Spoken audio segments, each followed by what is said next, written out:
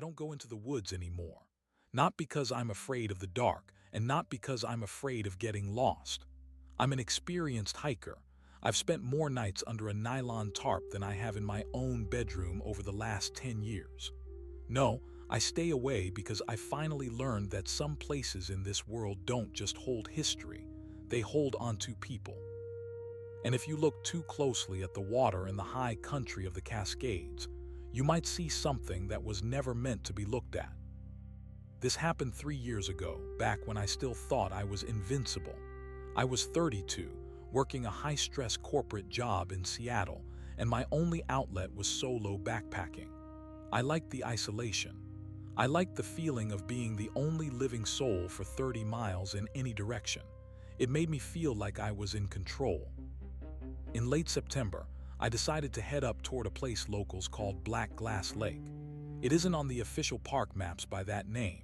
It's just a tiny, unnamed glacial tarn tucked into a cirque near the base of a jagged peak. I'd heard about it from an old-timer in a gear shop who told me the water was so still and so dark that it didn't even look like liquid.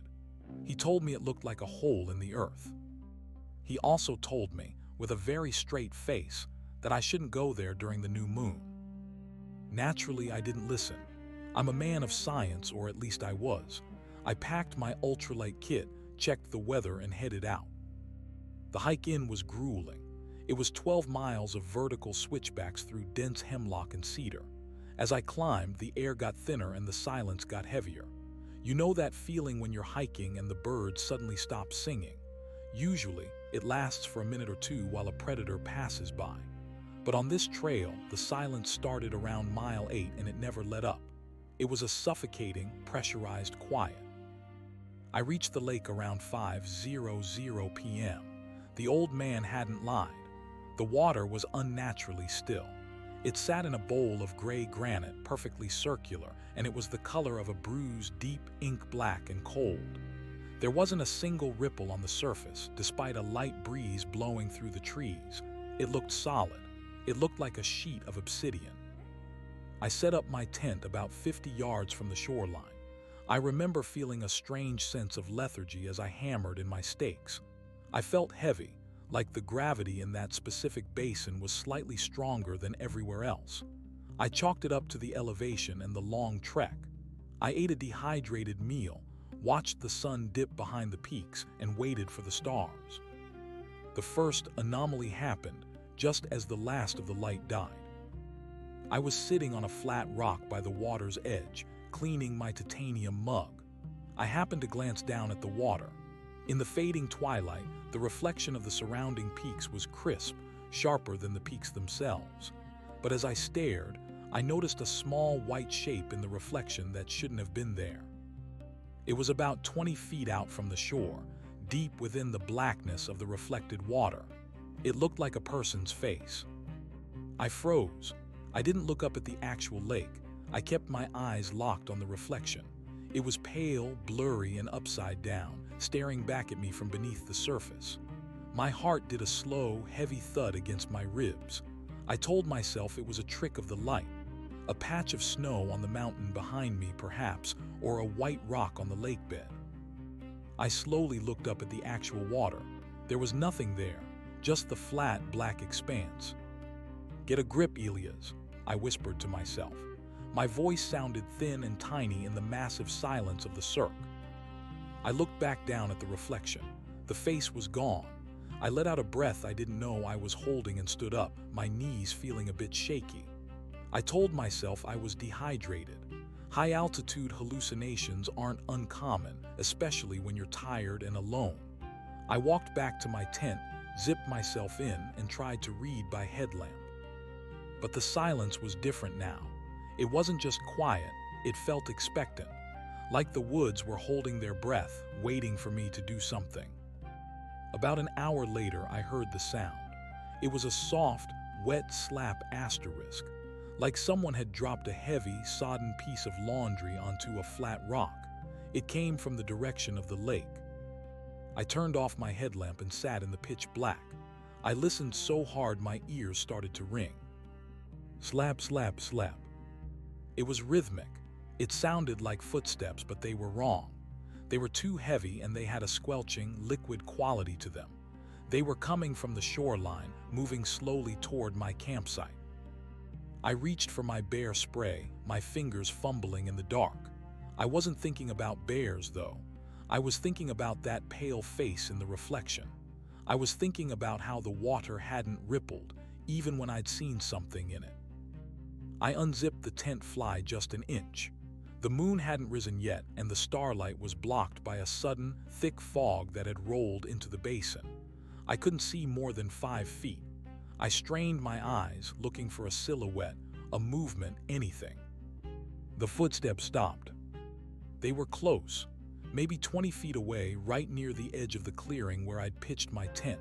I held my breath, my lungs burning. I waited for a growl, a huff, the snap of a twig. Nothing, just that pressurized silence. Then a voice drifted through the nylon wall of the tent. It wasn't a scream or a growl. It was a whisper, but it sounded like it was being spoken through a mouthful of water.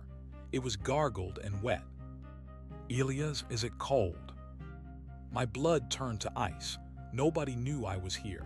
I hadn't told anyone my specific route, only the general area.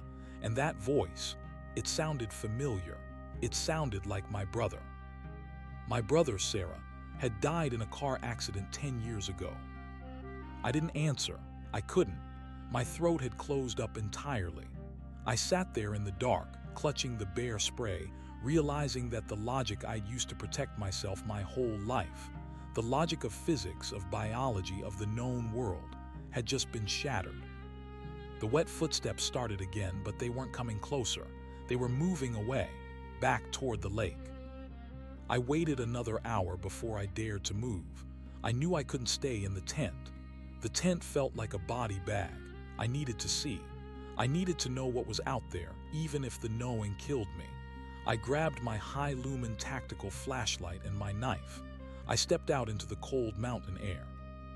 The fog was swirling, thick and gray, smelling of old mud and stagnant water. I shined my light toward the lake. The beam cut through the mist, illuminating the shoreline.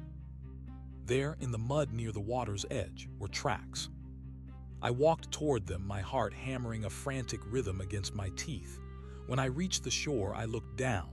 They weren't boot prints. They weren't paw prints. They were bare footprints, human, but they were distorted. The toes were too long and the arches were collapsed, and they were dripping. Even though it hadn't rained, the tracks were filled with a thick black liquid that looked exactly like the water from the lake. The tracks led directly from the water's edge to a spot 20 feet from my tent, and then they turned around and walked straight back into the lake. I stood at the edge of the water, the beam of my flashlight trembling. I shouldn't have done it. Every instinct in my body told me to run, to climb the ridge in the dark, to get away. But I was drawn to the water. I had to look. I leaned over the edge, pointing my light straight down into the black depths. The surface of the lake didn't reflect the light. It swallowed it. The beam just disappeared into the blackness as if it were being absorbed. But as I leaned closer, the reflection began to clear. I didn't see myself. I saw a crowd. Deep in the water, beneath the surface of the reflection, hundreds of people were standing. They were all pale, their skin the color of a fish's belly. They were dressed in clothes from every era, hiking gear from the 70s, flannel shirts from the 20s, buckskins, rags. They were all looking up. And in the very front of the crowd, staring directly into my eyes, was Sarah. She looked exactly as she had the last time I saw her, except her eyes were gone. In their place were 2 small, perfectly still pools of black water. Her mouth opened, and a bubble of air escaped her lips, rising toward the surface of the reflection. But no bubble broke the surface of the real lake. I realized then that they weren't under the water. They were the water. They were the lake itself, and they were waiting for the surface to break. A hand, white, bloated, and dripping, suddenly breached the surface of the water right in front of me. It didn't make a splash. It didn't make a sound. It just slid out of the blackness like it was passing through a veil. I screamed. It was a raw, primal sound that tore my throat. I didn't think, I didn't gather my gear. I turned and bolted. I ran through the dark, through the fog, tripping over roots and rocks. I could hear them behind me. Not just one pair of wet footsteps, but hundreds. A soft, rhythmic squelching like a tide coming in. Elias, the voices called, a chorus of wet whispers. It's so quiet down here. Come look at the stars. I didn't look back. I climbed that ridge in record time, my lungs screaming for air, my hands bleeding from scrambling over sharp granite. I didn't stop until I reached the trailhead 5 hours later. I threw myself into my car, locked the doors, and drove until I saw the first neon sign of a 24-hour diner. I sat in that diner until the sun came up, shivering over a cup of black coffee. When the local sheriff's deputy walked in for his morning shift, I tried to tell him. I told him there was something up at the lake. He didn't look surprised. He just sighed, took a sip of his coffee, and looked out the window toward the mountains. You went to the Black Glass, didn't you? He asked quietly. How did you know? Every few years, someone comes down from there without their gear, he said. You're lucky. Most people don't come down at all. We stopped sending search parties up there. We never find anything but empty tents and a very still lake. I never went back for my gear. I don't even care about the thousands of dollars of equipment I left behind. Because a week after I got home, I woke up in the middle of the night. I felt a strange heaviness in the air, that same pressurized silence from the mountain. I walked into my bathroom and turned on the light. I looked in the mirror. For a split second, I didn't see my bathroom behind me. I saw the gray granite walls of the cirque. I saw the black, still water. And standing right behind my reflection was Sarah, her hand reaching out toward the glass. I broke that mirror.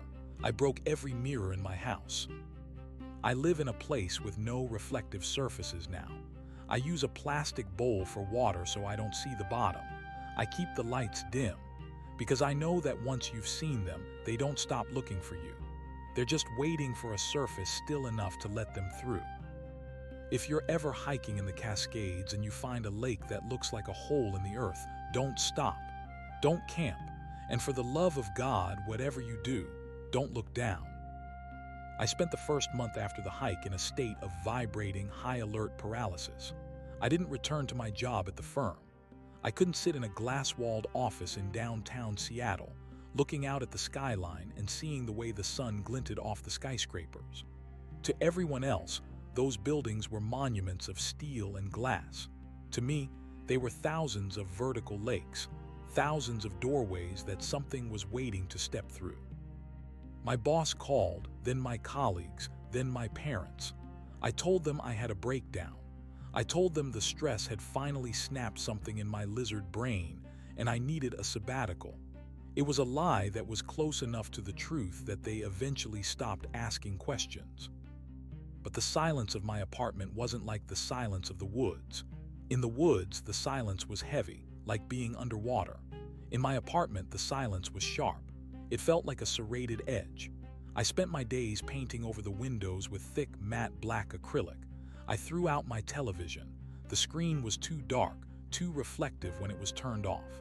I lived by the light of a single, flickering floor lamp that I draped with a yellow shirt to dull the glare. I thought if I could just eliminate the stillness, I would be safe. Then the dampness started. It began in the hallway. I noticed a faint, dark stain on the floorboards, right outside the bathroom where I'd shattered the mirror. At first, I thought a pipe had burst. I called a plumber, a gruff man named Miller who smelled of tobacco and solder. He spent 3 hours under the crawlspace and behind the walls. He came out shaking his head, wiping grease onto a rag. "Dry as a bone, kid," he said, looking at me with a mixture of pity and suspicion. "There's no leak, but that wood, it's weird, it's saturated, like it's been sitting at the bottom of a pond for a decade. I can't fix what isn't broken." After he left, I knelt down and touched the spot. It wasn't tap water. It was cold, unnaturally cold, the kind of deep earth chill that stays in glacial silt even in the height of summer. When I pulled my hand away, my fingertips were stained with a fine gray grit. It was decomposed granite. It was the silt from the base of the black glass. That night I didn't sleep. I sat in my chair in the living room, clutching a bottle of scotch I hadn't opened in years. I watched the hallway. Around 3:00 a.m., the sound returned. Slap, slap, slap. It was muffled by the carpet, but the weight behind it was unmistakable. It was the sound of something heavy and sodden moving through the dark. I didn't turn on the light. I knew that if I did, the light would hit a surface, a polished doorknob, the frame of a picture, the curve of a glass, and I would see them. I squeezed my eyes shut, praying to a God I hadn't spoken to since Sarah's funeral. Elias, the voice whispered. It wasn't coming from the hallway this time. It was coming from the kitchen sink. The pressure is so high, it's pushing us out. I bolted from the chair and ran into the kitchen. I grabbed a roll of duct tape and sealed the drains. I taped over the faucets. I was sobbing, my breath coming in ragged, panicked hitches. I felt like a madman, a caricature of a conspiracy theorist, but the smell in the kitchen was undeniable. It was the smell of old mud and hemlock needles. It was the smell of the high Cascades. I realized then that I couldn't stay in Seattle. The city was a trap. It was built on water, surrounded by the Sound and the lakes, plumbed with endless miles of reflective pipes. I needed to go somewhere dry, somewhere where the earth was scorched and the air was thin and the water was a precious, rare commodity that lived deep underground in darkness. I sold my car and bought an old, beat-up Jeep with a matte finish. I packed a single duffel bag, no electronics, no glass, no metal if I could help it. I drove east. I drove past the Cascades, refusing to even look at the peaks through the windshield, keeping my eyes locked on the asphalt. I drove through the high desert of Oregon, through the salt flats of Utah, until I hit the Mojave. I found a town called Ocotillo Wells. It's a place where the sun bleaches the color out of everything and the wind carries the taste of dust and creosote. I rented a shack 5 miles outside of town. It had no running water, only a plastic cistern that I filled once a week from a truck in town. The walls were corrugated tin, and the floor was packed dirt. There wasn't a single mirror, a single window, or a single piece of polished metal in the entire place. For 6 months, I thought I had won. The desert is a place of harsh, uncompromising reality. There is no room for ghosts in the heat of a 110-degree afternoon. The shadows are short and sharp. The ground is hard. I spent my days working for a local rancher, mending fences and hauling feed. The physical labor grounded me. My hands grew calloused, my skin turned a deep, weathered tan, and the image of Sarah's eyeless face began to fade into the periphery of my memory. I started to believe that the deputy was wrong, that they weren't the water, they were just a haunting tied to a specific geography. I thought I had outrun the ripples. But the dreams never stopped. Every night I was back at the black glass. I was standing on the shore, but I wasn't the one looking down. I was the one looking up. I could feel the weight of the lake pressing against my chest, a cold, crushing force that made it impossible to breathe. I would look up through the dark, obsidian lens of the surface and see the stars, but they were distorted, shimmering like distant, unattainable diamonds. And always I would see a silhouette standing on the edge. Sometimes it was Sarah. Sometimes it was the old man from the gear shop. And sometimes it was me. I would wake up gasping, my mouth filled with the taste of silt and iron. One evening, in the middle of a particularly brutal heat wave, the rancher I worked for, a man named Henderson, invited me over for dinner. Henderson was a good man, a widower who didn't ask questions about why a guy with a master's degree was digging post holes in the desert. I should have said no.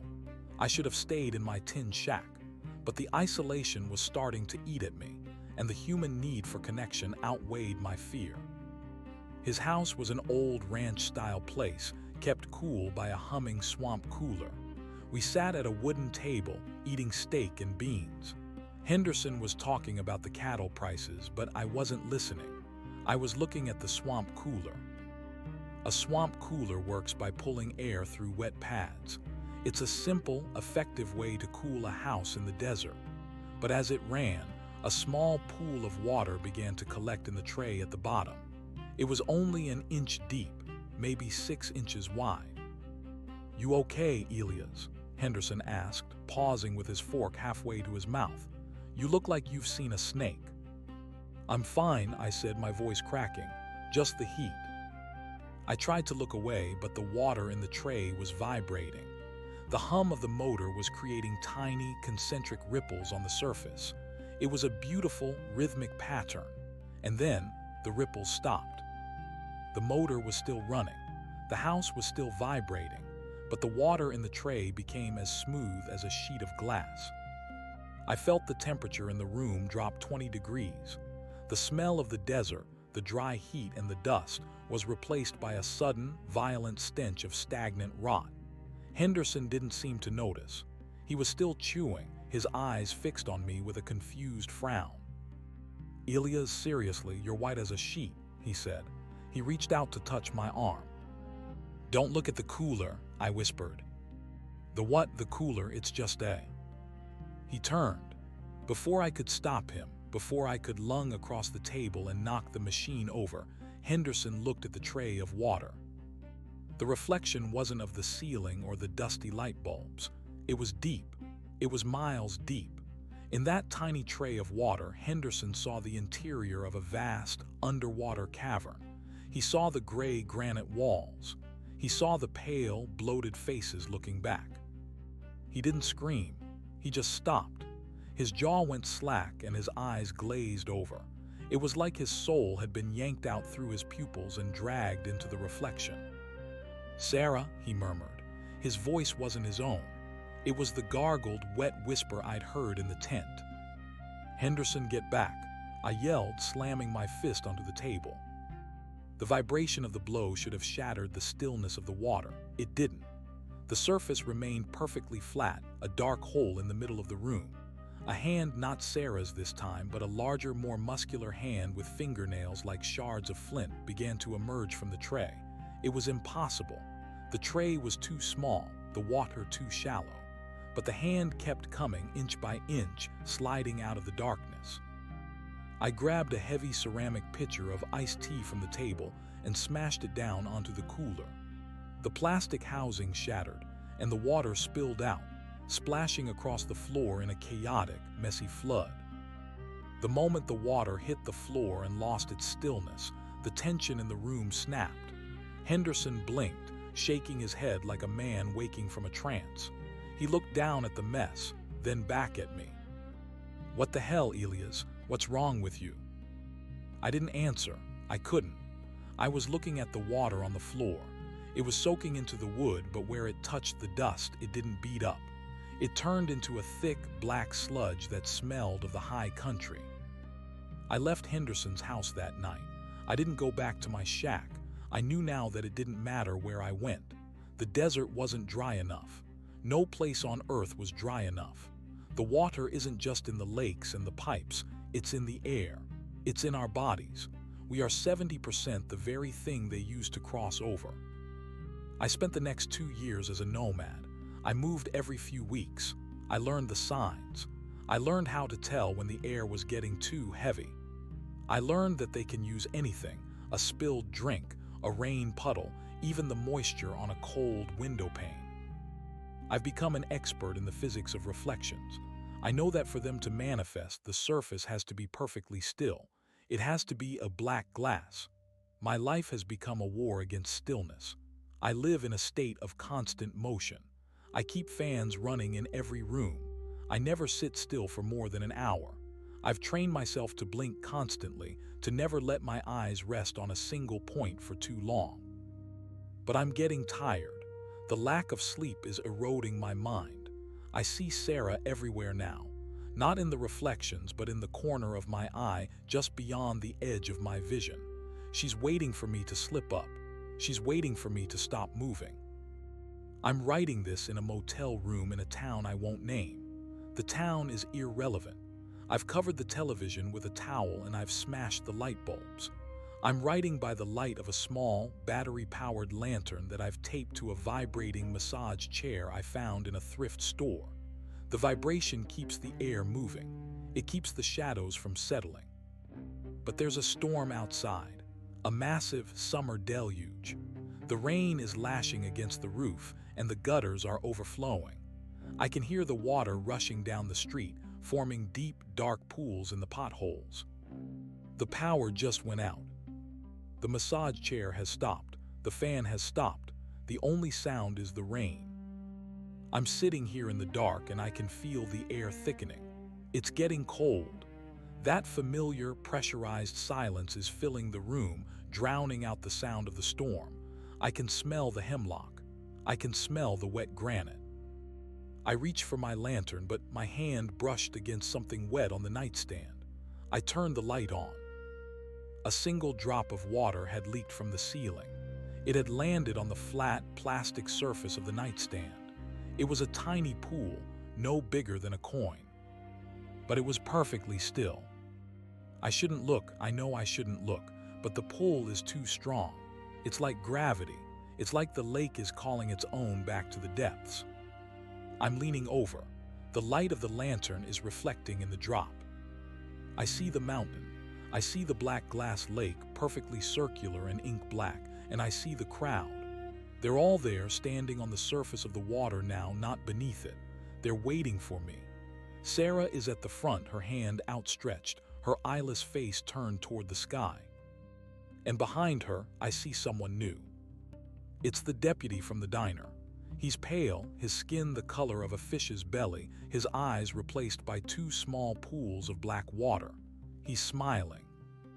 The drop of water on the nightstand is starting to grow. It's expanding, covering the plastic, turning the entire surface into a dark, shimmering mirror.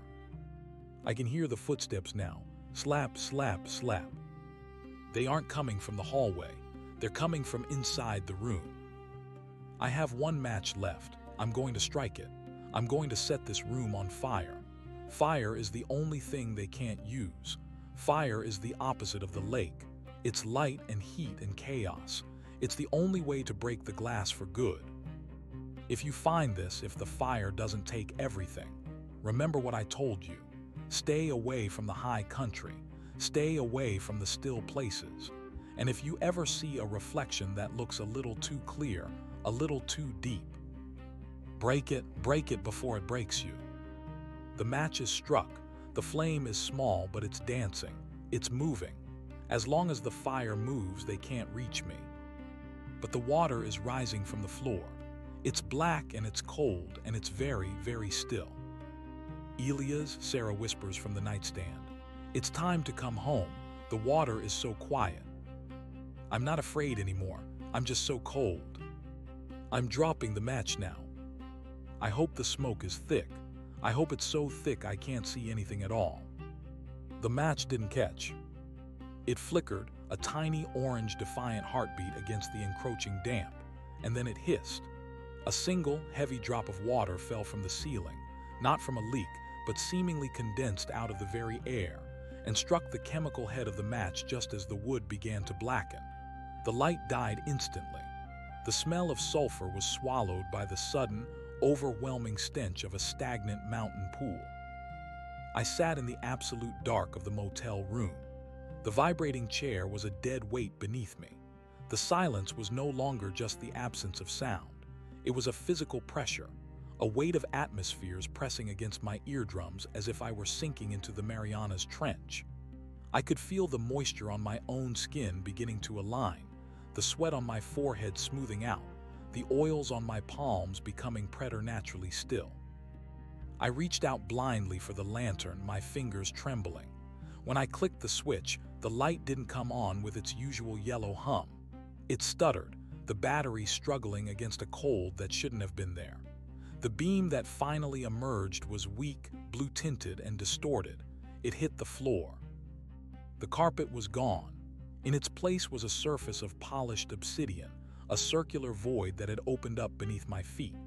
I wasn't falling, not yet, but I was suspended.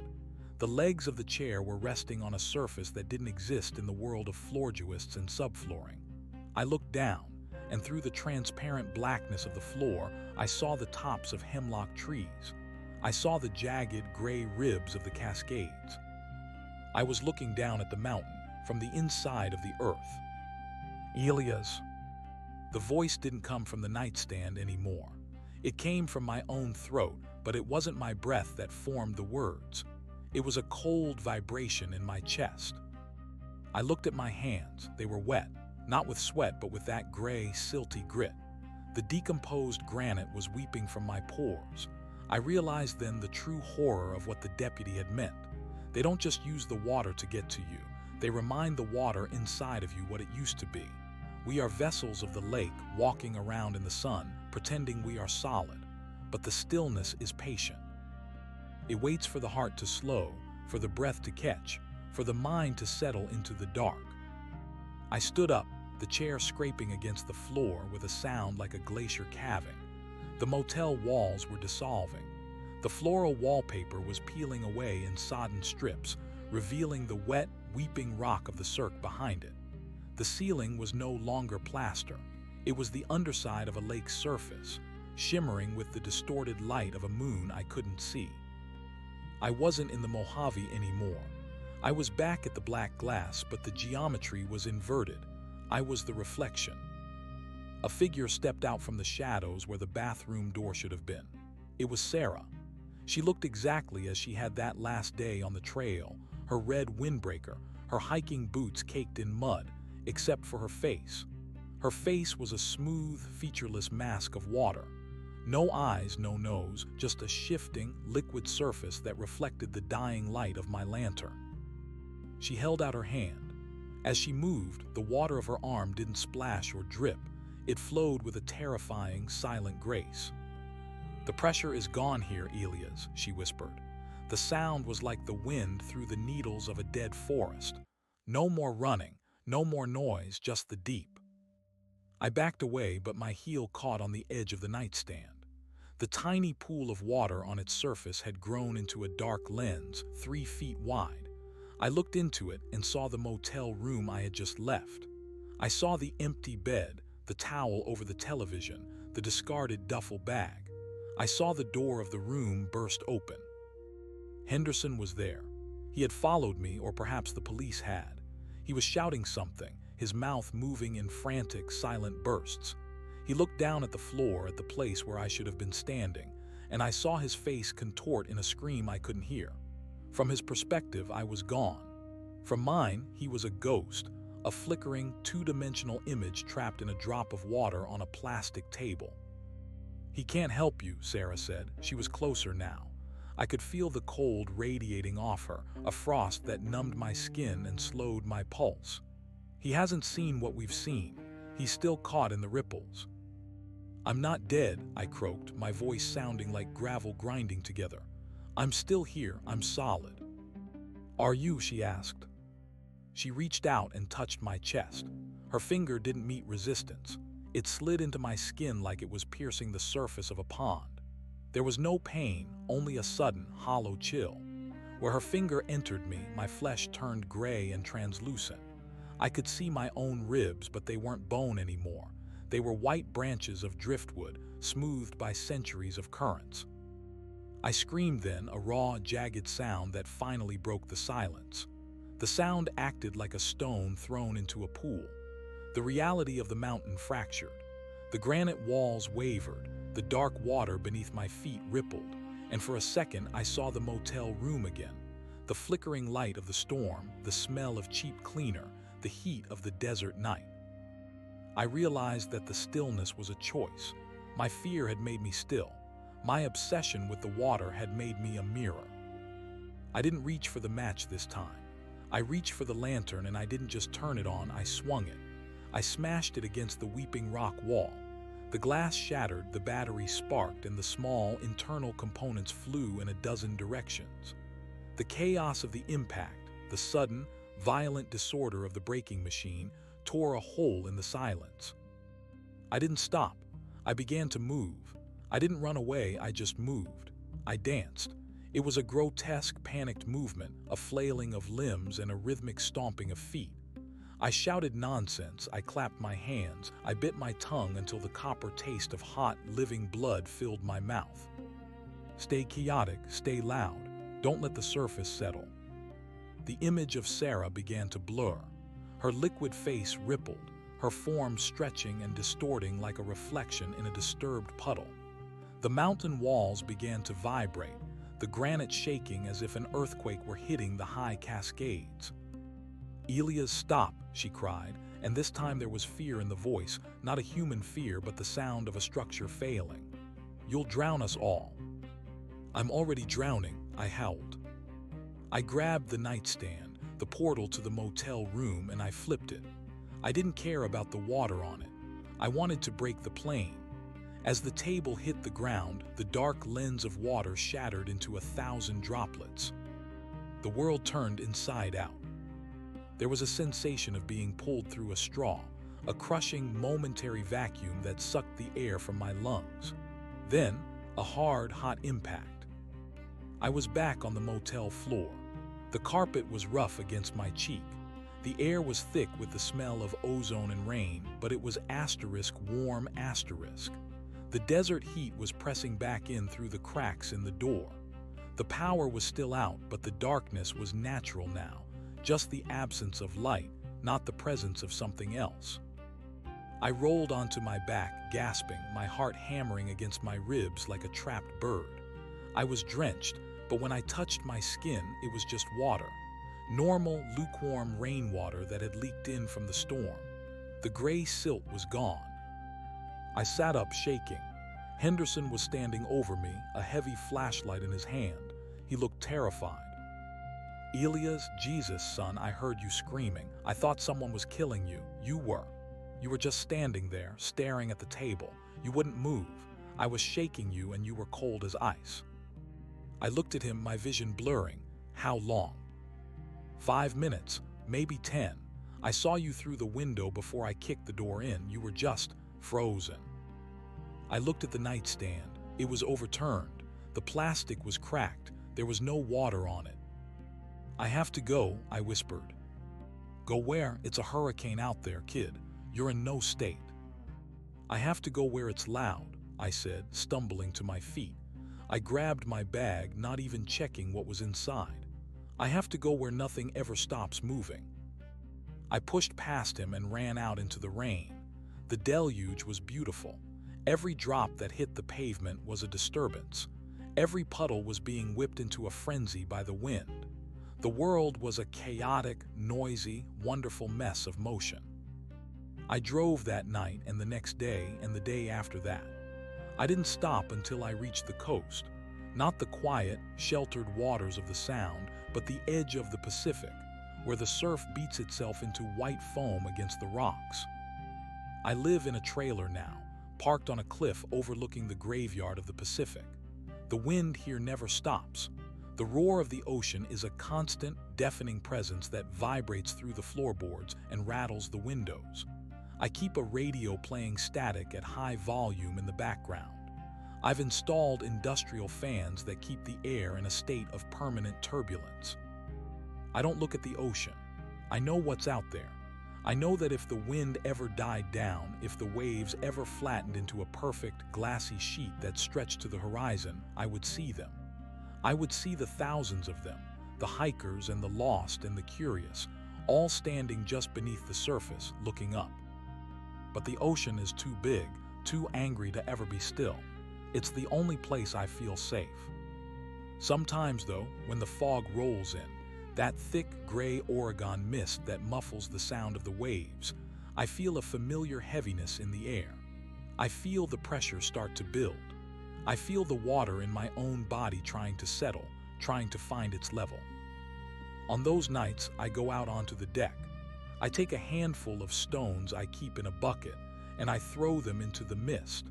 I throw them until my arm aches, until the sound of the splashes is the only thing I can hear. I'm waiting for the day when the stones don't make a sound. I'm waiting for the day when I throw a rock and it doesn't sink, but simply slides across a surface of perfect, black glass. Until then, I keep moving. I keep the noise up. I never ever look down at my shadow, Because even in the dirt, even in the dust, if the light hits it just right, there's a silhouette. And lately, my shadow hasn't been moving when I do. It's been standing still, its hand reaching out, waiting for the world to stop rippling. I know now that I didn't escape the lake. I just brought a piece of it with me. We all do. Every person who has ever looked into a still pool and felt that sudden, inexplicable urge to jump, that's not a fear of heights. That's the water inside you recognizing its home. The black glass isn't a place in the Cascades. It's a state of being. And once you've seen the dead beneath the surface, you realize that the only difference between us and them is a bit of wind and a beating heart. I hope you never find that lake, but if you do and you see me standing there on the shore staring down into the depths, don't call my name, don't try to save me, just throw a stone, break the surface. Give me one more second of chaos before the stillness finally wins. The Pacific doesn't just roar, it vibrates in your marrow. It is a chaotic, grinding engine of salt and violence, and for 3 months it was my sanctuary. I lived in a rusted-out Fleetwood Southwind perched on a cliff's edge near Cape Foulweather. The wind there is a physical entity, a relentless weight that shoves against the aluminum siding until the whole chassis rocks like a cradle. I loved it. I loved the noise. I bought 3 industrial shop fans and positioned them in the corners of the small living space, their blades whirring at a frequency that made the air feel textured, shredded, impossible to settle. I had become a connoisseur of turbulence. I kept the radio tuned to the white noise between stations, a jagged hiss that competed with the crashing surf below. I never turned it off. Silence was the enemy. Silence was the medium through which the lake traveled. If the air stayed agitated, if the molecules were constantly colliding, the reflection couldn't find its grip. That was my theory anyway. It was the only thing keeping me from the edge of the cliff. But the leak started on a Tuesday. It wasn't a leak from the sky. The roof of the Fleetwood was sealed with 3 layers of elastomeric coating I'd applied myself in a fit of manic preservation. No, this moisture was coming from the floor. It started as a damp patch near the kitchenette, a dark blooming stain on the linoleum that smelled faintly of cold stone and ancient, rotted vegetation. I ignored it at first. I stepped over it, my heart hammering a frantic rhythm against my ribs. I turned the fans up to their highest setting, the motors screaming in protest. I threw a heavy wool rug over the spot, weighted down with stacks of old National Geographics. I told myself it was just condensation, the ocean spray finding a way through the subflooring.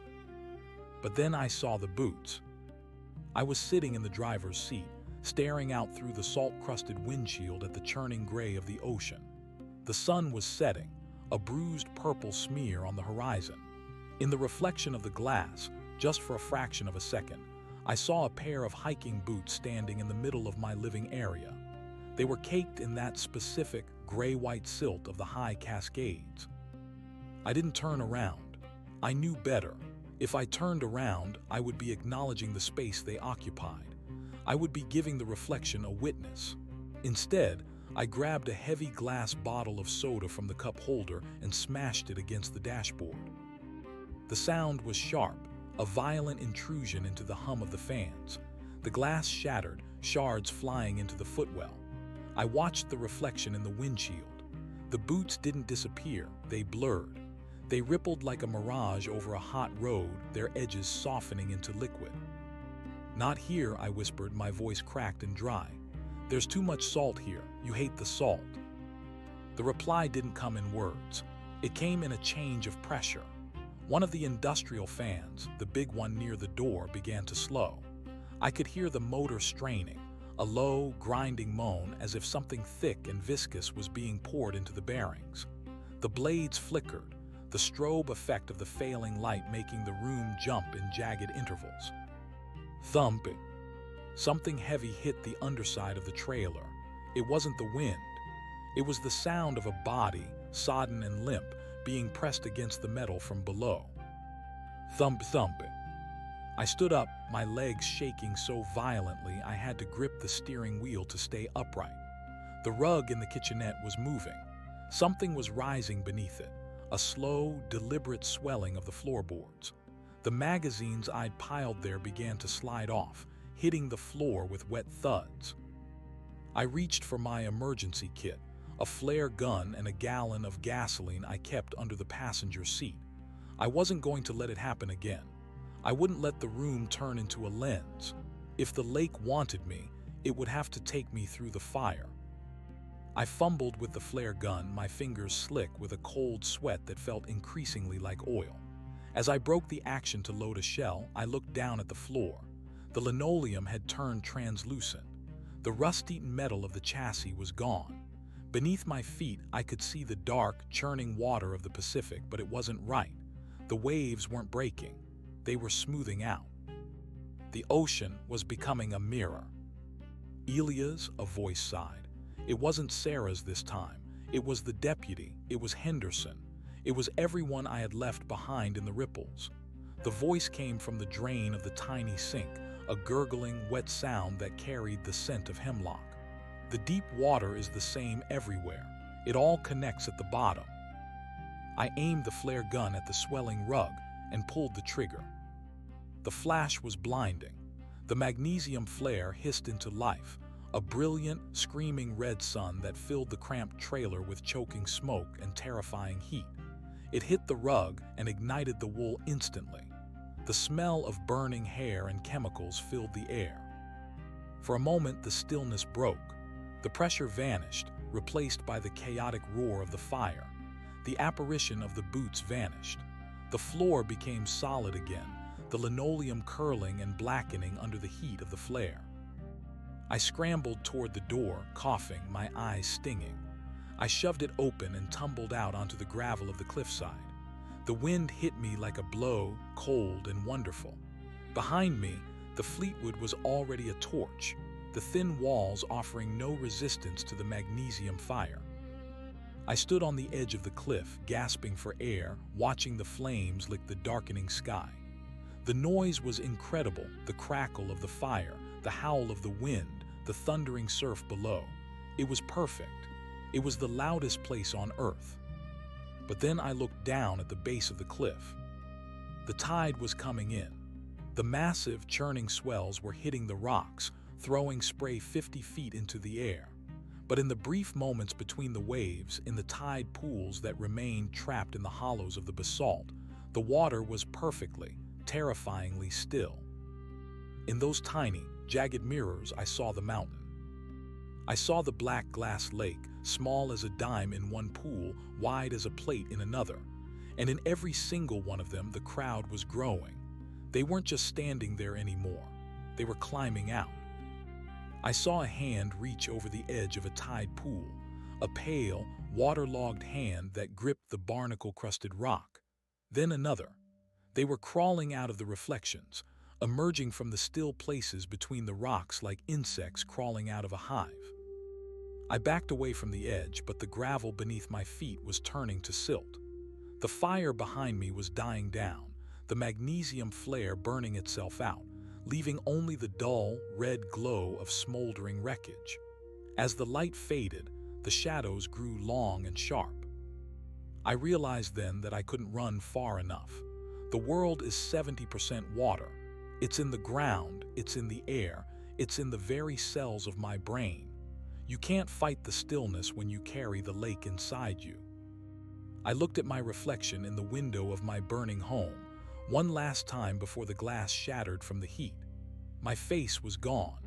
My eyes were two dark, circular voids, filled with the ink-black water of the high country. I didn't scream. I didn't run. I just sat down in the wet gravel and waited for the tide to reach me. The first hand that touched my ankle was cold, but it didn't feel like death. It felt like a homecoming. It felt like the pressure finally equalizing. "Don't fight it, Elias," Sarah's voice whispered, her hand now resting on my shoulder. She was standing behind me, her form made of salt spray and moonlight. "The surface is so thin, just step through." I looked out at the Pacific one last time. The wind was dying. The waves were flattening, the white foam disappearing as if ironed out by a giant, invisible hand. The ocean was becoming a single, vast sheet of black glass, reflecting the stars with a clarity that was more real than the sky itself. I reached out and touched the air in front of me. It felt like cold plastic. It felt like the surface of a bubble. I pushed. The world didn't break, it rippled. I am writing this now from the other side. I don't know where the paper came from or the pen. Perhaps they are just reflections of the things I had in my pockets. Time doesn't work the same way here. The sun is always setting, a frozen purple bruise behind the silhouettes of the mountains. The hemlocks are always still. There are so many of us here now. We stand on the surface of the black glass looking up. We can see you. We see you in your bathrooms, leaning over the sink to brush your teeth. We see you in your cars, glancing in the rearview mirror. We see you in the puddles after a summer rain. You look so frantic, so loud, so temporary. Sometimes I see Henderson. He's sitting in a diner somewhere, staring into a cup of black coffee. He's looking for me. He doesn't realize that I'm right there, just beneath the surface of the caffeine, watching him with my new liquid eyes. I want to tell him to stop looking. I want to tell him that the water isn't cold once you're all the way in. But I can't speak. The only sound here is the silence of the depths. So I wait. We all wait. We wait for the wind to die down. We wait for the ripples to fade. We wait for that one moment when you stop moving, when you let your eyes rest on a single point for just a second too long. We're patient. The lake has all the time in the world. If you're reading this, you're probably looking at a screen. It's a flat surface, isn't it? Dark and reflective when the light hits it just right. You can see your own face in it, can't you? Look closer. Look past the pixels. Look past the glare. Do you see the mountains? Do you see the ink-black water? Do you see me? I'm reaching out now. The surface is so thin, it's almost gone. Just stay still, don't blink. It's time to come home. The transition was not a fall. It was a settling. One moment, the Oregon wind was whipping the scent of brine and burning fiberglass into my nostrils, and the next, there was only the smell of stagnant hemlock and the absolute, crushing weight of silence. I was standing on the black glass. My boots, the ones I had bought in a frantic rush in a coastal hardware store, were dry. The silt that had vanished in the motel room was back, caked into the eyelets, white and chalky like ground bone. I looked down. The surface beneath me wasn't water, not in any sense that a physicist would recognize. It didn't displace under my weight. It didn't ripple. It was a floor of infinite depth, a sheet of obsidian that stretched until it met the hem of the gray sky. And beneath it, I saw the Pacific. It was inverted.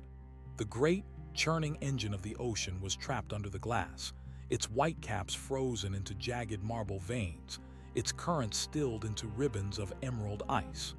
The whales were there, suspended in mid-breach, their barnacled bellies pressed against the underside of the world I now inhabited. They looked like gargantuan flies trapped in amber. "You're late," a voice said. I didn't turn my head. I couldn't. The musculature of my neck felt like it had been replaced with cold clay. I moved my eyes. Sarah was standing 3 feet away. She looked exactly as she had the day she disappeared, wearing that yellow windbreaker that had always made her look like a stray petal against the dark forest. But her skin, it had the texture of wet paper. When she moved, there was no sound of fabric rubbing against fabric. There was only the faint, rhythmic clicking of her fingernails against her palms. I tried to stay loud, I whispered. My voice didn't travel, it didn't echo. The words simply fell out of my mouth and vanished into the silt at my feet. I kept the fans on. I burned the trailer. "Noise is just a delay," she said. She walked toward me, her feet making no contact with the glass. She seemed to slide, a glitch in the geography of the place. "You thought the ocean was chaos. You thought the wind was safety. But the wind only blows because the earth is trying to find balance. Eventually, everything finds its level. Everything goes still." She reached out. Her hand stopped an inch from my chest. I could see the map of her veins through her translucent skin. They weren't red. They were filled with the same gray silt that lined the lake.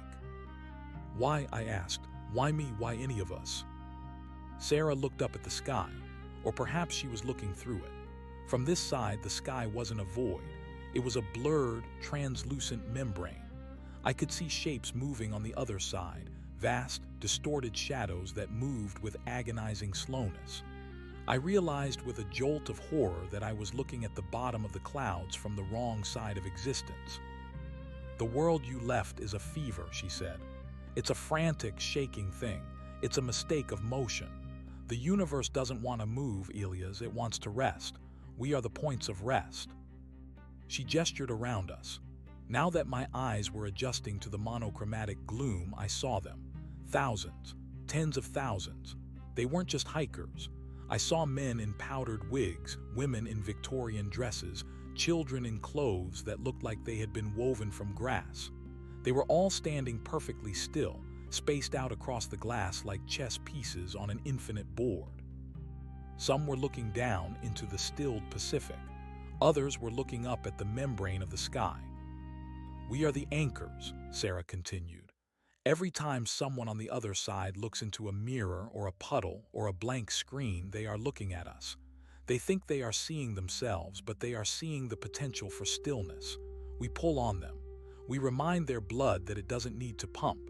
We remind their hearts that they don't need to beat." I felt a coldness beginning at my marrow. It wasn't the cold of winter. It was the cold of a machine that had been turned off. My heartbeat, which had been a frantic drum in the trailer, was slowing.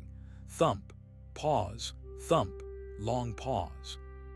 "I don't want to be an anchor," I said. "You already are," she pointed down. I looked at my feet. Beneath the black glass, directly under my soles, I saw a face. It was Henderson. He wasn't in the Pacific. He was back at the motel, or a version of it. He was kneeling on the floor of room 14, his hands over his face, weeping. The nightstand was upright again. On its plastic surface sat a single, perfect pool of water. In that pool, Henderson was seeing my boots. "He's looking for you," Sarah whispered. "And because he's looking, he's slowing down. Look at his hands." I watched. Henderson's weeping was becoming rhythmic, then mechanical. His movements were losing their fluidity. The air in his room was thickening, turning into the same gray mist that choked the Cascades. He was reaching for the water on the nightstand, his finger trembling just above the surface. "Stop," I screamed. I stomped my foot on the glass, trying to break the connection, trying to warn him. But the glass didn't break. It didn't even vibrate. My foot simply met the surface with a dull, absolute finality. "You can't save him," Sarah said. "You are the reason he's coming. We all bring someone. It's the only way the lake grows, one reflection at a time." I looked away from Henderson, unable to watch the stillness take him. I looked toward the horizon, where the mountains of the Cascades rose like jagged teeth against the gray. They weren't made of rock here. They were made of the same material as the glass, pure, unyielding silence. I started to walk. "Where are you going?" Sarah asked. She didn't follow. She didn't have to. There was nowhere to go. "To the edge," I said. "There has to be an edge." I walked for what felt like hours, or perhaps seconds. Distance here was subjective, measured only by the intensity of the silence. I passed a man standing in a business suit, his briefcase fused to his hand. He was staring into a patch of glass that showed a rainy street in London. I passed a young girl clutching a doll. She was looking into a mirror in a bedroom I recognized from 1,000 horror movies. But here, she was the one behind the glass, watching a living child brush her hair. The realization hit me like a physical blow. We weren't just ghosts. We were the other side. We were the glitches, the shadows in the corner of the eye, the feeling of being watched in an empty room. We were the stillness that waited for the world to tire itself out. As I walked, the membrane of the sky began to thin. The gray mist turned into a swirling, chaotic white. I felt a vibration, a low, tectonic hum that rattled my teeth. It was noise. I ran toward it.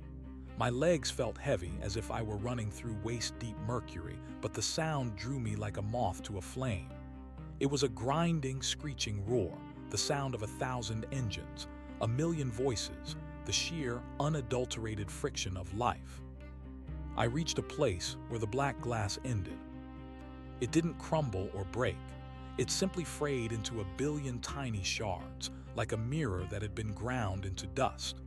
Beyond it lay a vortex of color and sound so violent it made my eyes bleed. It was the world. I saw highways choked with cars, their headlights stabbing through the dark like needles. I saw cities glowing with neon bile, the air vibrating with the hum of electricity. I saw people, billions of them, moving, sweating, screaming, loving, dying. It was a cacophony of motion. And at the very edge of the glass, there was a barrier. It was a wall of static.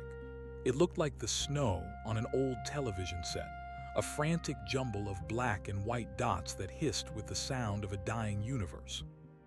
I reached out to touch it, hoping the friction would burn the stillness out of my veins. "Don't," a voice boomed. I spun around. Standing behind me was a figure that made Sarah look like a flickering candle. He was tall, his body draped in a coat made of wet shadows. His face was a perfect, featureless oval of polished silver. "The friction is not for us," the silver face said. His voice didn't come from his mouth. It resonated from the glass beneath my feet. "That is the rot of the universe. That is the heat death of the soul." "It's life," I spat. "It's loud and it's messy and it's better than this." "It is a storm that eventually blows itself out," the figure replied. "We are what remains after the storm. We are the perfection of the end." He pointed toward the wall of static. "You want to go back.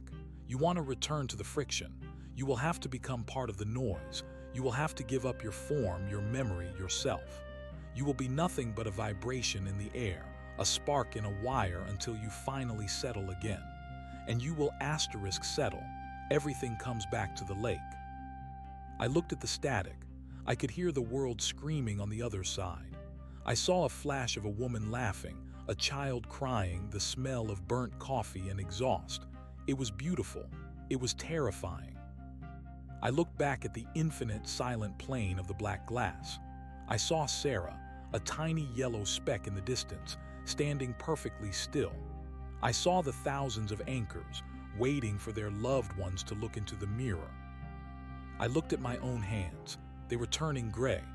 The white silt was creeping up my arms, hardening into a shell. I had a choice. I could be a silent observer of the world's end, an immortal piece of the stillness. Or I could throw myself into the friction and be torn apart by the very thing I had tried to run from. I thought of the motel room. I thought of the nightstand. I thought of Henderson, his finger an inch away from the water. If I stayed here, I would eventually pull him through. I would pull everyone I had ever known into the silence, one by one, until the world was nothing but a mirror reflecting a void. "I choose the noise," I said. The silver face didn't move. "Then you choose to break." I didn't wait.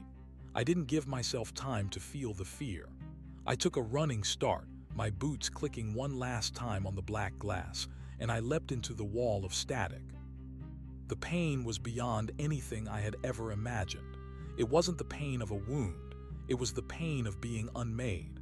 I felt my atoms being stripped away, my memories being shredded into white noise. I was the hiss between radio stations. I was the blur in a long-exposure photograph. I was the static on a dead channel. I felt myself being pulled through a billion different directions at once. I was in a television in a bar in Chicago. I was in a microwave in a suburban kitchen. I was the hum of a power line in the middle of the desert. And then I felt a familiar vibration. Thump, thumpy, thump. A heartbeat not mine. I channeled everything that was left of me, every spark of memory, every shred of will, into that rhythm. I pushed through the static, fighting the urge to simply dissipate into the background radiation of the universe. I saw a face, blurred, distorted, seen through a veil of falling water. It was Henderson. He was leaning over the nightstand. His finger touched the surface of the water. Now asterisk, I thought, break it. I didn't have hands, but I had a frequency. I screamed, not with a voice, but with a surge of electromagnetic energy.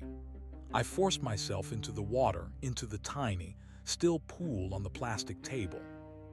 The water didn't ripple, it exploded. The nightstand shattered. The plastic cracked like a gunshot. The pool of water was vaporized instantly by the sheer force of my passage. Henderson fell back, shouting in terror. He scrambled away from the broken table, his eyes wide, his breath coming in ragged, wonderful, noisy gasps. I was there for a fraction of a second, a ghost in the machine, a distortion in the air. "Elias," he whispered, staring at the empty space where the water had been. I couldn't answer. I was already fading. I was a spark that had used up its fuel. I felt the stillness pulling at me again, the lake trying to reclaim its stray. But I had broken the mirror. Henderson was alive. He was moving. He was loud. I let go. I didn't go back to the black glass. I didn't go back to the mountains. I became the hum in the walls. I became the static on the radio. I became the tiny, unnoticed disturbance in the air that keeps the dust from settling. I am the reason your skin crawls in a quiet room. I am the reason the candle flame flickers when there is no draft. I am the noise that keeps the stillness at bay. And as long as I am moving, the lake can't find me. But sometimes, when the world goes quiet at 3 in the morning, and the static on your television starts to form a pattern, don't look too closely. Don't let the air get still. Because I'm still here, fighting the silence, and I can't hold it back forever. The lake is patient, the lake is deep, and the glass is always waiting for a new reflection. Keep moving, keep the noise up. Never ever look down. The static wasn't a wall, it was a thresher. It peeled the concept of Elias away from the marrow of my soul until I was nothing but a frantic sequence of binary pulses, a scream translated into voltage. I felt myself smeared across the power lines of the Pacific Northwest, a jagged spike of interference traveling at the speed of light through the damp copper veins of the coast. I was in the humming transformers of Coos Bay. I was the phantom itch in the radio of a long-haul trucker bypass. I was the blue glow of a smartphone screen in a darkened bedroom in Astoria. Then the snap. The motel room didn't just break, it exhaled. When the nightstand shattered, the vacuum of the lake's influence was momentarily filled by the violent, messy pressure of the physical world. Henderson didn't just see me. He felt the atmospheric displacement of a soul trying to turn itself back into matter. I was a smudge of heat in the air, a distortion of light that lasted only as long as a camera flash. I saw his face, haggard, unshaven, his eyes bloodshot and wide with a terror that was infinitely preferable to the glassy apathy I'd seen on the other side. He was breathing. He was making noise. He was asterisk vibrating. "Elias," he choked out again. I tried to reach for him, but I had no hands. I had only the intent of motion. I threw my remaining energy into the television bolted to the wall. The screen flickered to life, a blizzard of black and white snow hissing with a predatory hunger. I forced the static to shape itself, pushing against the natural entropy of the signal. "Are you in?" The letters appeared for a heartbeat, jagged and vibrating, formed from the very chaos I had jumped into. Henderson didn't hesitate. He wasn't a hero. He was a man who had spent 3 days staring into the abyss, and now that the abyss had blinked, he rediscovered the primal necessity of flight. He grabbed his keys from the floor, his movements jerky and uncoordinated, and bolted for the door. He didn't look back. He didn't look at the puddles forming in the parking lot from the sudden, torrential rain that had begun to lash the coast. I followed him, not as a ghost, but as a parasite of the infrastructure. I hopped from the television to the wiring in the walls, feeling the 60-cycle hum of the building trying to dissolve my consciousness. It was like trying to swim upstream in a river of liquid fire. I felt the lake pulling at my heels, a cold, silent gravity that wanted to anchor me back to the black glass. It was the silence between the raindrops, the stillness in the shadows of the hemlocks. It was calling me home. Henderson's truck roared to life. The sound was glorious, a rhythmic, mechanical grinding of metal and combustion. It was the loudest thing in the world, and I clung to it. I surged into the truck's alternator, feeling the magnetic fields wrap around me like a suit of armor. He slammed the vehicle into reverse, tires screaming against the wet asphalt. We tore out of the motel parking lot, leaving the silence behind. But the silence wasn't stayed, it was pursuing. As we sped down Highway 101, the rain began to change. It didn't splash against the windshield anymore, it began to settle asterisk. The droplets didn't run down the glass in frantic rivulets. They hit the pane and stayed perfectly still, forming a sheet of obsidian that threatened to blind us. Henderson flipped the wipers to their highest setting, but the blades struggled, groaning against a friction that shouldn't have existed. The water wasn't wet, it was becoming heavy. It was becoming the silt. No, no, no, Henderson whimpered, leaning forward, his knuckles white on the steering wheel. I felt the truck's engine begin to labor. The noise was being dampened. It was as if we were driving through a thick, invisible syrup. The roar of the wind was fading into a dull, pressurized thrum. I looked, if looking is what a ghost in the wires does, out through the side mirrors. The road behind us was vanishing, not into darkness but into the glass. The asphalt was smoothing over, the yellow lines sinking beneath a surface of frozen ink. The trees lining the highway weren't swaying in the storm. They were locking into place, their needles turning to gray stone. The lake wasn't just a place in the Cascades anymore. It was an infection. It was a localized collapse of reality, and we were at the center of the sinkhole. Drive asterisk, I thought, pushing the thought into the truck's speakers. A burst of rhythmic static erupted from the dashboard, a frantic, percussive beat that shattered the encroaching quiet. Henderson yelled, a raw, guttural sound of pure adrenaline. He floored it. The truck fishtailed, the tires fighting for grip on a surface that was becoming increasingly reflective. We passed a hitchhiker standing by the side of the road. He wasn't moving.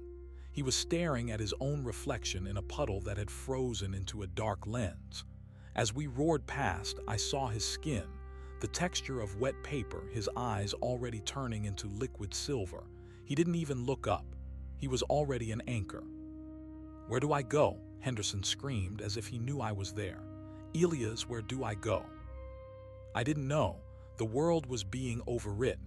The map was being wiped clean by the great stillness. But then I felt a different kind of vibration. It wasn't the mechanical noise of the truck or the frantic noise of Henderson's heart. It was something older, something deeper.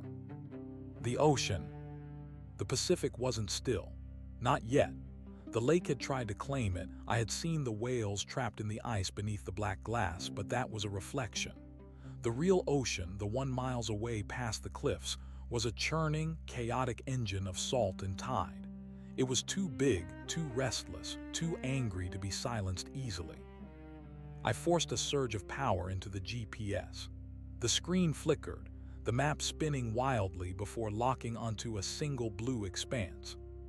The edge. Henderson saw it. He turned the wheel hard to the right, onto a gravel logging road that wound up toward the bluffs. The truck bounced violently, the suspension screaming. Every jolt, every clatter of a rock against the undercarriage was a prayer against the silence. The logging road ended abruptly at a cliffside overlook. Beyond it, the Pacific was a chaotic mess of white foam and dark, churning water. The storm was screaming here, the wind ripping the tops off the waves. It was beautiful. It was the loudest place on Earth. Henderson slammed on the brakes, the truck skidding to a halt inches from the precipice. He sat there for a second, his chest heaving, the engine idling with a rough, comforting vibration. "We made it," he breathed. But he was wrong. The silence didn't come from the road, it came from the mirror. Henderson glanced up at the rearview mirror. I saw it happen in slow motion. I tried to short-circuit the mirror's housing, tried to tilt it away, but I was too weak. My energy was spent. In the small, rectangular glass, Henderson didn't see the interior of his truck. He didn't see the rain-slicked road behind him. He saw me. Not the me that was a spark in the wires. He saw the me that was still standing on the black glass, miles away and eons deep. He saw the Elias with the silt-caked boots and the clay-cold neck. He saw the version of me that was an anchor. And behind me in that tiny mirror, he saw Sarah. She was smiling. It wasn't a smile of malice, it was a smile of welcome. "Elias," Henderson whispered, his voice losing its frantic edge. "Don't look," I tried to scream, but the speakers only emitted a soft, mournful hum. His eyes locked onto the glass. I watched the pupils dilate, reflecting the monochromatic gloom of the lake. The cabin of the truck began to grow cold. The smell of burning fiberglass and salt vanished, replaced by the scent of stagnant hemlock. The rain on the windshield stopped moving. "It's so quiet," Henderson said. His hand, which had been trembling on the gear shift, went still. His fingers began to lose their color, turning a translucent, waxy gray. He wasn't falling, he was settling. I felt the lake's gravity double. It was using the connection between us, the tether of our shared history, to pull him through the mirror. And because I was inside the truck, it was pulling me too. The static that made up my current existence began to slow down, the frantic black and white dots freezing into a solid gray mass. I was being forced back into my body on the other side. I was being forced to become the anchor I had tried to escape. No. If I couldn't save him from the lake, I would give him to the ocean. I gathered every last bit of myself, every memory of Sarah's laugh, every sting of the Oregon wind, every ounce of the noise I had become. I didn't push against the silence. I pushed against the physical world. I surged into the truck's electronic control module. I bypassed the safety sensors. I overrode the transmission. I shifted the truck into drive.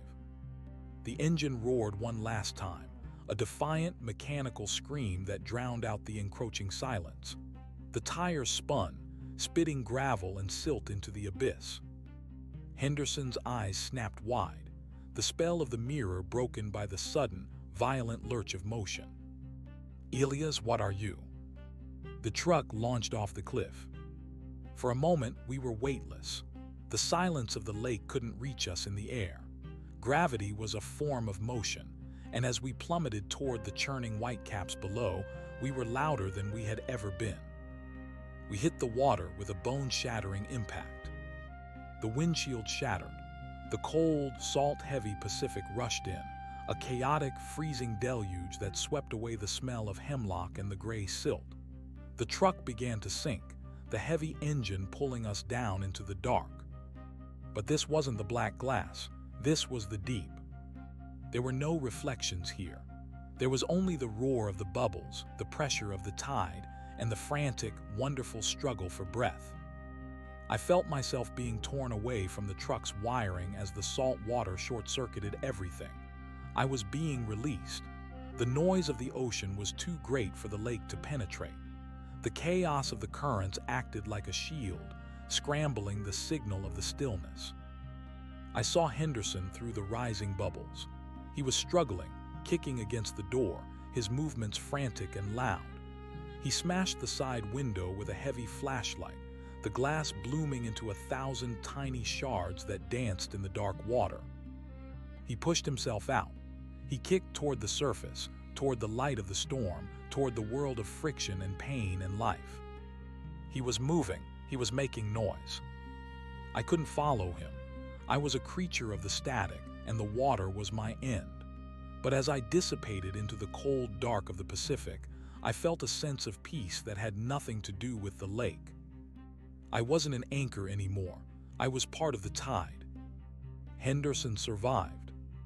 They found him washed up on a stretch of rocky beach 3 miles south of the bluffs. He had a broken ribs, a concussion, and a story that the police dismissed as the delusions of a man suffering from extreme trauma and exhaustion. They found the wreckage of the truck weeks later, buried in the silt of the ocean floor, but they never found a body. He doesn't look into mirrors anymore. He moved to the desert, to a place where the air is dry and the ground is cracked, and the only water is the kind that comes out of a tap in a frantic, splashing rush. He lives in a house filled with white noise machines and ticking clocks. He never lets a room go silent. He thinks he's safe. But I'm still here. I'm not the Elias on the black glass. That version of me is still there, I suppose, standing with Sarah, looking up at the blurred sky and waiting for the world to end. I am the other part, the part that broke. I am the crackle in your headphones when you walk under a power line. I am the momentary distortion on your Zoom call that makes your boss's face look like a silver mask. I am the hum of the refrigerator that keeps you awake at 4:00 a.m. I am the noise. And as long as I am noisy, I can watch over him. I can watch over all of you. Because the lake is still there. It's in the screen you're looking at right now. It's in the dark window behind you. It's in the glass of water on your nightstand. It's waiting for the wind to die down. It's waiting for the ripples to fade. It's waiting for you to be still. But I won't let it, not today. Do you hear that?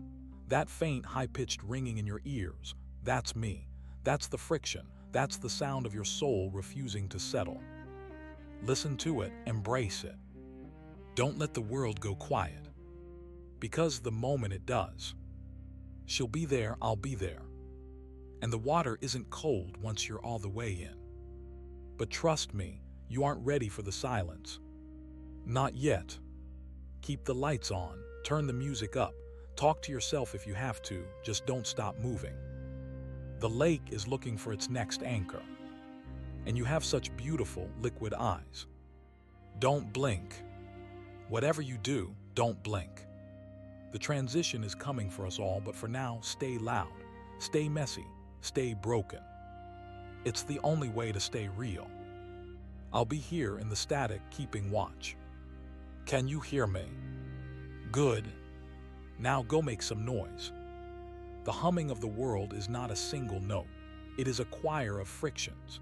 It is the sound of the tires on the interstate, the rhythmic thud of a heart against a ribcage, the microscopic scream of electrons being forced through a silicon gate.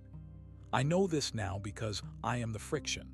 I am the grit in the gears of the silence. For a long time after the truck hit the Pacific, I thought I had simply dissolved. I thought the salt had scrubbed the Elias out of the electrical signal, leaving only the vast, chaotic roar of the ocean to carry my remains. But identity is a stubborn thing when it has been forged in the pressure of a place like the lake. You don't just vanish, you fragment. You become 1,000 jagged little mirrors, each reflecting a tiny, distorted piece of the world you left behind. I am in the radio of a diner in Nehalem.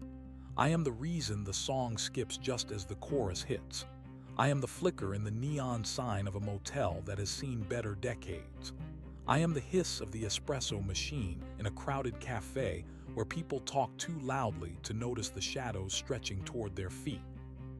I watch Henderson. It is my penance, or perhaps it is my purpose. He lives in a small, corrugated metal shack near the edge of the Mojave. He chose the desert because the air there is a physical weight, a dry, scouring heat that feels like the opposite of the lake's damp, suffocating stillness. There are no puddles here. There are no mirrors. He has painted every reflective surface in his home with a thick, matte black primer. His windows are covered in heavy, dust-caked curtains. He lives in a world of textures: wood, fabric, stone, anything that doesn't show a twin. He is older now, his hair a shock of white that looks like the static I've become. He moves with a frantic energy, always fiddling with something. He has a collection of old, mechanical clocks, the kind with heavy brass pendulums and gears that grind with a comforting, metallic certainty. They don't all tell the same time, and that's the point. He needs the discordance. He needs the air to be thick with the sound of seconds being chewed up and spat out. But even here, at the edge of the sun-scorched waste, the lake is reaching.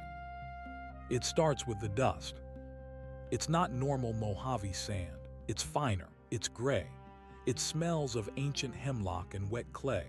It settles on the brim of his hat, on the shoulders of his flannel shirt, on the surfaces he has so carefully dulled. He brushes it off with a trembling hand, but it always comes back. It forms patterns. It tries to create a surface. I feel the lake's intent through the power lines that stretch across the desert like a spider's web. The silence is traveling through the grid, a parasitic frequency riding on the back of the 60 Hz hum. It's looking for a way in. It's looking for a moment of stillness in Henderson's frantic life. One night the wind dies. In the desert, the wind is a constant companion, a low-frequency roar that keeps the silence at bay. When it stops, the world feels like it's holding its breath. The heat becomes a vacuum. Henderson is sitting at his workbench, trying to repair a pocket watch that has gone quiet. He is sweating, the beads of moisture standing out on his forehead like tiny, liquid lenses. He doesn't notice the moisture. He doesn't realize that every drop of sweat is a potential mirror. I try to warn him. I surge through the wiring of his desk lamp, making the bulb pop and sizzle. The light flickers, casting long, jerky shadows against the blacked-out walls. Noise, I think, pushing the thought into the vibration of the lamp's filament. Make noise, Arthur. He freezes. The ticking of his 100 clocks seems to sync up for a heartbeat, a terrifying unison that feels like a countdown. Tick, tick, tick. The silence between the ticks is growing. It's not just an absence of sound. It's a presence. It's a cold, heavy pressure that starts at the base of his skull and crawls down his spine. He drops the watch. It hits the floor with a dull thud, the glass face shattering. He looks down. "No," he whispers, his voice cracking. In the shards of the watch face, the gray dust has settled into a perfect obsidian film. It's not reflecting the ceiling of his shack. It's reflecting a sky that is too dark, too flat, too full of things that shouldn't be there. He sees a hand. It's not his hand. It's a hand made of silt and memory reaching up from the shards. It's Sarah's hand. I scream through the speakers of his old transistor radio. A burst of white noise so violent it knocks the device off the shelf. The sound is a jagged blade, cutting through the encroaching stillness. Henderson gasps, snapping his eyes away from the floor. He stumbles back, his boots crunching on the broken glass, the sound a beautiful, chaotic symphony of destruction. "Elias," he gasps, clutching his chest. I can't answer him with words. I can only be the interference. I surge into the shack's old air conditioning unit, forcing the fan to spin at a dangerous, screaming velocity. The metal housing rattles and groans, filling the room with a mechanical roar. He understands. He grabs a heavy wrench from his workbench and begins to strike the metal walls of the shack. Clang, clang, clang. The sound is deafening. It's primitive. It's the sound of a man refusing to be erased. The gray dust on the floor shudders with every strike. The obsidian surfaces in the broken watch glass begin to ripple, the reflection of the lake blurring into a chaotic mess of gray and black. The silence retreats, drawn back into the shadows, back into the wires, back toward the mountains where it belongs. But the lake is patient. It has all the time in the world. It is the end of all things, and it knows that eventually every sound must fade. Henderson stops hitting the wall. He is panting, his lungs burning, his arms aching. He drops the wrench. It clatters to the floor, a final, defiant note in the darkness. He looks at his hands. They are covered in the gray dust. It's starting to sink into his pores, turning his skin the color of wet paper. "I can't keep doing this, Elias," he says, his voice a weary rasp. "I'm tired. I'm so tired of the noise." I feel a pang of something that might be grief, if a spark in a wire could feel such a thing. I remember the feeling of the black glass beneath my feet. I remember the peace of the stillness, the way the weight of the world just lifted. It was a lie, a beautiful, hollow lie, but it was so much easier than the friction of being alive. I see him look toward the corner of the room. There, leaning against the wall, is a mirror he missed. It's a small, handheld thing, tucked behind a stack of old magazines. The primer he painted it with has begun to peel, revealing a sliver of silvered glass no wider than a finger.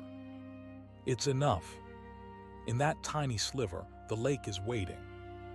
I see the reflection of his eye in the glass. It's already changing.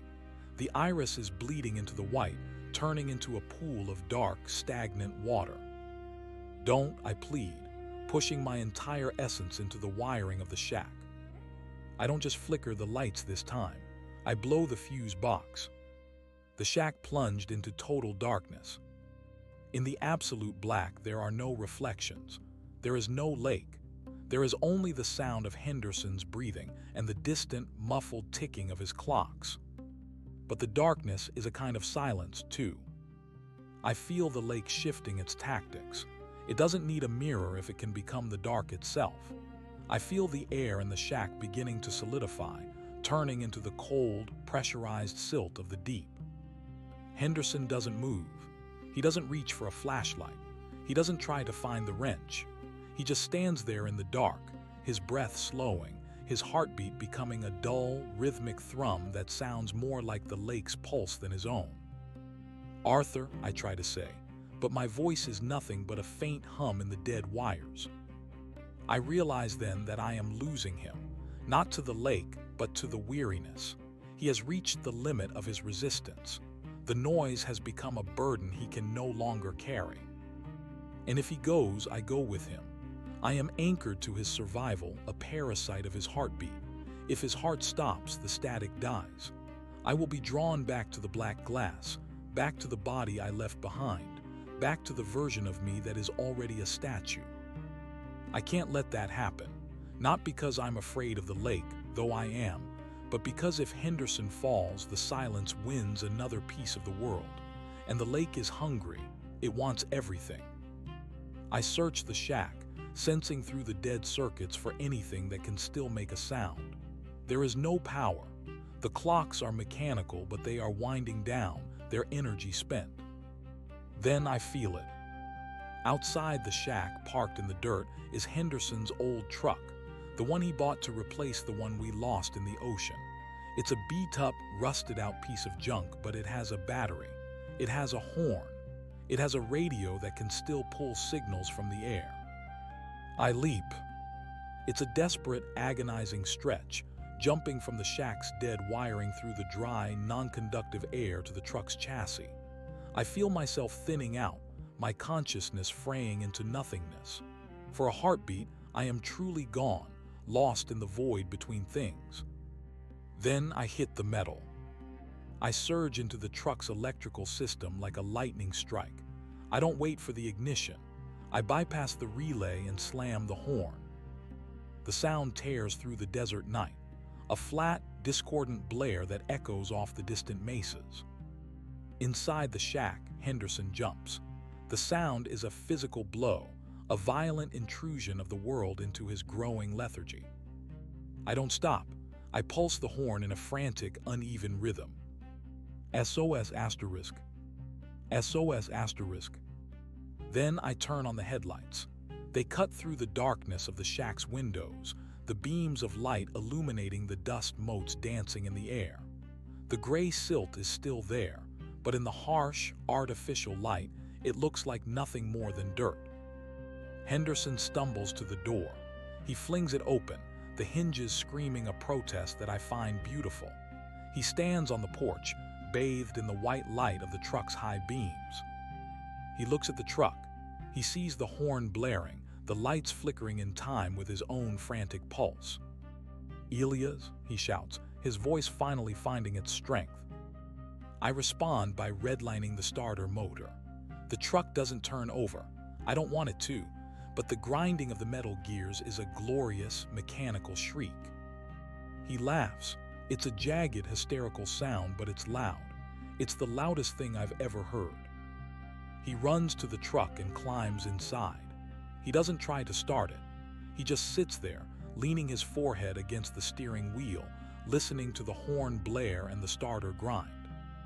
"I hear you," he sobs. "I hear you, you stubborn bastard." The silence recedes. The lake pulls back its shadows, back into the depths of the earth, back into the mirrors of the world. It's not gone. It will never be gone. But for tonight, the border is held. I feel my energy fading. I've used everything I had to make this noise. The truck's battery is dying, the horn becoming a pathetic, warbling moan. The headlights are dimming to a dull, orange glow. I am slipping away from the truck, back into the static of the world. But I'm not afraid anymore. I've learned something about the silence. It's not just the absence of sound. It's the absence of connection. As long as someone is listening, the noise matters. As long as there is a witness to the friction, the lake cannot claim the world. Henderson stays in the truck until the sun comes up. He watches the desert sky turn from black to a deep, bruising purple and finally to a brilliant, blinding gold. The sun is the ultimate enemy of the lake. It burns away the reflections. It turns the water into vapor. It makes the world loud with heat and light. He gets out of the truck and walks back to his shack. He looks different now. The weariness is still there, but there's a new set to his jaw, a new sharpness in his eyes. He doesn't pick up the wrench. He picks up a broom. He begins to sweep the gray dust out of his home. He sweeps it out the door and into the desert wind, where it is scattered and lost among the ordinary sand. Then he goes to the corner and finds the small, handheld mirror. I hold my breath, or the electrical equivalent, expecting him to smash it. But he doesn't. He takes a piece of sandpaper and begins to scrub the glass. He doesn't stop until the silver is gone, until the surface is scratched and clouded and completely, utterly dull. It's no longer a mirror. It's just a piece of translucent plastic, a window that looks at nothing. He hangs it back on the wall. "No more reflections, Elias," he says, looking directly at the spot where the desk lamp used to flicker. "Just the noise." I hum a low, steady frequency in the wires. It's a promise. I am the static. I am the interference. I am the reason the world is never truly quiet. And as long as I am moving, as long as I am vibrating through the copper and the air and the silicon, the lake will have to wait. But remember what I told you. The lake is patient. It's in the corner of your eye. It's in the glass of your phone. It's in the perfectly still surface of your coffee when you get lost in a thought. Don't let the thought take you. Don't let the surface settle. Stir the cup, tap the screen, say something, anything to the empty room. Because I'm here and I'm listening. And if you go quiet, I might not be able to find you in the dark. Keep the noise up, keep the friction alive. The silence is deep, but the world is loud. And for now, the loud world is winning. Can you hear that? The sound of the wind outside your window, the hum of the computer fan, the beat of your own heart. That's the sound of being real. Don't ever let it stop. The desert is a place of heat, but the heat is a vibration, a microscopic violence of molecules slamming into one another. It is loud in a way the lake hates, but the lake is an opportunist. It knows that even in the Mojave, the sun eventually sets and the temperature drops with a sudden, bone-cracking finality. When the air cools, the vibrations slow. The friction thins. That is when the stillness creeps back in, sliding over the dunes like a spilled shroud. Henderson spent the day after the truck incident working. Not the frantic, panicked work of a man trying to outrun a ghost, but the methodical, grim labor of a soldier reinforcing a trench. He didn't just sweep the dust. He scoured the floorboards with vinegar and lye until the wood was bleached and splintered. He took a hammer to the remaining glass in the pocket watches, grinding the shards into a fine powder that he buried a mile away from the shack. He was building a fortress of the mundane. I watched him from the wires. I am getting better at navigating the grid. I've learned that I don't have to be a single surge. I can be a constant, low-level thrum, a harmonic resonance that lives in the copper. I am the reason his refrigerator has a persistent, rattling groan that never quite settles into a rhythm. I am the reason the old light bulb in the hallway hums at a frequency just slightly off-key from the rest of the house. I am the grit. But I am also fading. Every time I manifest, every time I scream through a speaker or force a filament to pop, it costs a piece of the Elias that remains. I can feel the edges of my consciousness fraying. I'm becoming less of a person and more of a property of physics. I am the interference pattern. If I spend too much of myself, there will be nothing left but the hum, and the hum doesn't have a memory. The hum doesn't know why it's protecting a tired old man in a tin shack. By late afternoon, the wind began to shift. It wasn't the hot, scouring breath of the Mojave. It was a cold draft, a localized pocket of high pressure that smelled of stagnant water and rotting lilies. The lake was repositioning. It had realized that mirrors were too easy to break, too easy to paint over. It was looking for a new medium. Henderson felt it too. He stopped his scrubbing and stood in the center of the room, the lye water dripping from his red, raw hands. He looked at the shadows in the corners. They weren't moving with the sun. They were pooling, thickening like spilled ink, regardless of where the light hit the walls. "It's not the glass anymore, is it?" he whispered. I tried to answer him, but the power lines were heavy with a strange, liquid resistance. The lake was dampening the flow of electrons. It was putting the world into a state of superconductivity, zero resistance, zero friction, total silence. I surged into his old shortwave radio, the one he used to listen to the weather reports from the coast. The dial was turned to a dead frequency, a graveyard of white noise. I pushed myself into the speaker cone, trying to mold the static into a word, a warning. "Run." The word came out as a wet, distorted croak, more like a bubble bursting on a muddy surface than a human voice. Henderson flinched. He walked over to the radio, his boots silent on the dampening floor. The wood didn't creak. The lye water on his hands didn't splash when he wiped them on his jeans. The world was being muffled, wrapped in a layer of invisible wool. "Elias, is that you?" I pushed harder. The vacuum tubes in the radio began to glow a sickly, pale violet, not the warm orange of vacuum-sealed filaments, but the color of a bruise under deep water. "Get out." "Where would I go?" Henderson asked, and for the first time I heard the surrender in his voice. It wasn't the exhaustion of a man who had fought. It was the realization of a man who knew the fight was a loop. "It's everywhere, isn't it? It's in the air. It's in the way the light hits the sand. I saw it today, Elias, in the heat shimmer on the road. It wasn't a mirage. It was a window. I saw the shoreline. I saw the black glass. It's waiting for me to just stop."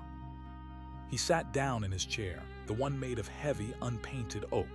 Usually it groaned under his weight. Now it made no sound at all. He looked at his hands. The skin was pale, the veins beneath the surface looking less like blood vessels and more like the dark, branching roots of an underwater plant. The lake wasn't coming through a mirror this time. It was coming through the atmosphere. It was turning the very air into a reflective medium.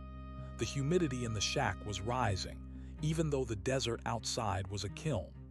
The moisture was hanging in the air in microscopic droplets, billions of them, each one a tiny, spherical mirror. I could see what he couldn't. From my vantage point in the electrical flow, I saw the room begin to shimmer.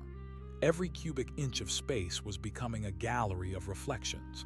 In every droplet of mist, there was a tiny, distorted version of Henderson, and in every version, he was already underwater. Noise, I thought, I need noise. But the shack was dead. The silence had reached the fuse box outside. The lake had wrapped the transformer in a layer of cold, conductive silt, shorting out my connection to the wider world. I was trapped in the shack's internal wiring, a ghost in a closed circuit. I looked for a source of energy. The truck was too far. The battery in the radio was dying, the violet light in the tubes flickering out. I felt a ripple in the silence. The The door to the shack didn't open, but the space within the doorway changed. The darkness there became flat and hard. A figure began to resolve in the mist. It wasn't a person. It was a memory of a person constructed from the gray dust and the soundless air. It was Sarah, but her eyes were the same liquid voids I had seen in the watch glass. She was holding something in her hands, a bowl of water, perfectly still, perfectly black. She walked toward Henderson. Her feet didn't touch the floor, they glided over the surface of the silence. She held the bowl out to him. "Drink, Arthur," the silence whispered. It wasn't a sound. It was a thought placed directly into the marrow of his bones. "The desert is so dry, your throat is full of sand. Just one sip and the friction stops. Just one sip and the weight goes away." Henderson's hand reached out. His fingers were trembling, his parched lips cracking as he leaned toward the black surface of the water in the bowl. He wanted it. He wanted the end of the heat, the end of the grit, the end of the constant, screaming effort of being. I gathered every remaining spark of myself.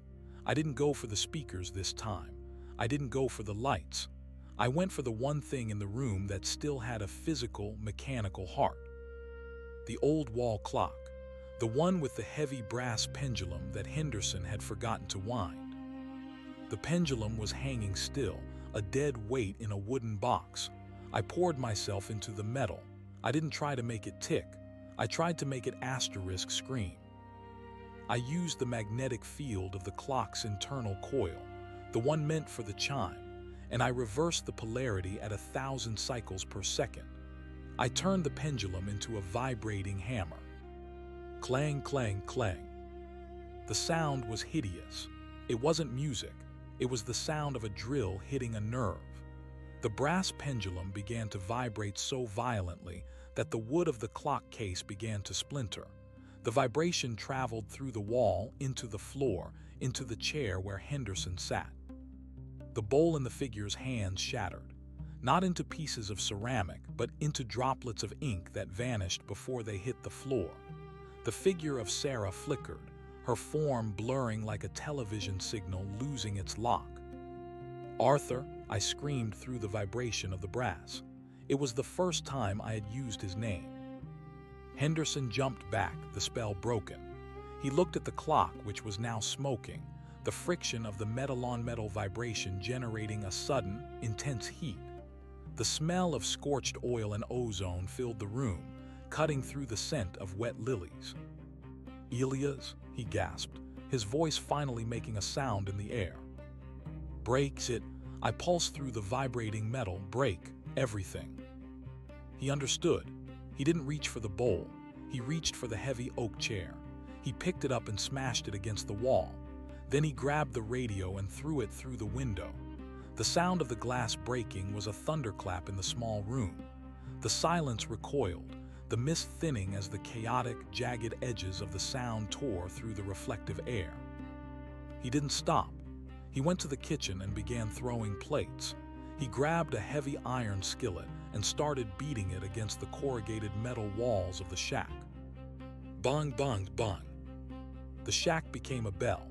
The desert night was filled with the sound of a man screaming his own name, punctuated by the rhythmic, violent strikes of iron on tin. The lake hated it. The reflections couldn't hold. The gray dust was shaken from the air, settling into inert piles on the floor. The figure in the doorway vanished, unable to maintain its integrity in the face of such absolute, purposeless noise. Henderson kept it up for an hour. He beat the walls until his hands bled, until the iron skillet was dented, until his voice was nothing but a raw, bloody whisper. He made so much noise that the silence had nowhere to sit. He made the air so hot with his own exertion that the lake's cold couldn't take root. Finally, he collapsed. He lay on the splintered floor, surrounded by the wreckage of his fortress. The clock was a heap of twisted brass. The chair was kindling. The walls of the shack were deformed, the metal bulging outward from the force of his blows. But the air was dry. The shadows were just shadows. I was exhausted. I was nothing more than a faint, rhythmic pulse in the wiring now, a dying ember in a cold hearth. I could feel the Elia's part of me slipping away, dissolving into the background radiation of the universe. I had used too much. I had crossed a line I couldn't come back from. Henderson looked up at the ceiling. He saw the single, bare bulb flickering with my last, fading strength. "You're leaving, aren't you?" he whispered. I couldn't answer. I didn't have the energy for a word.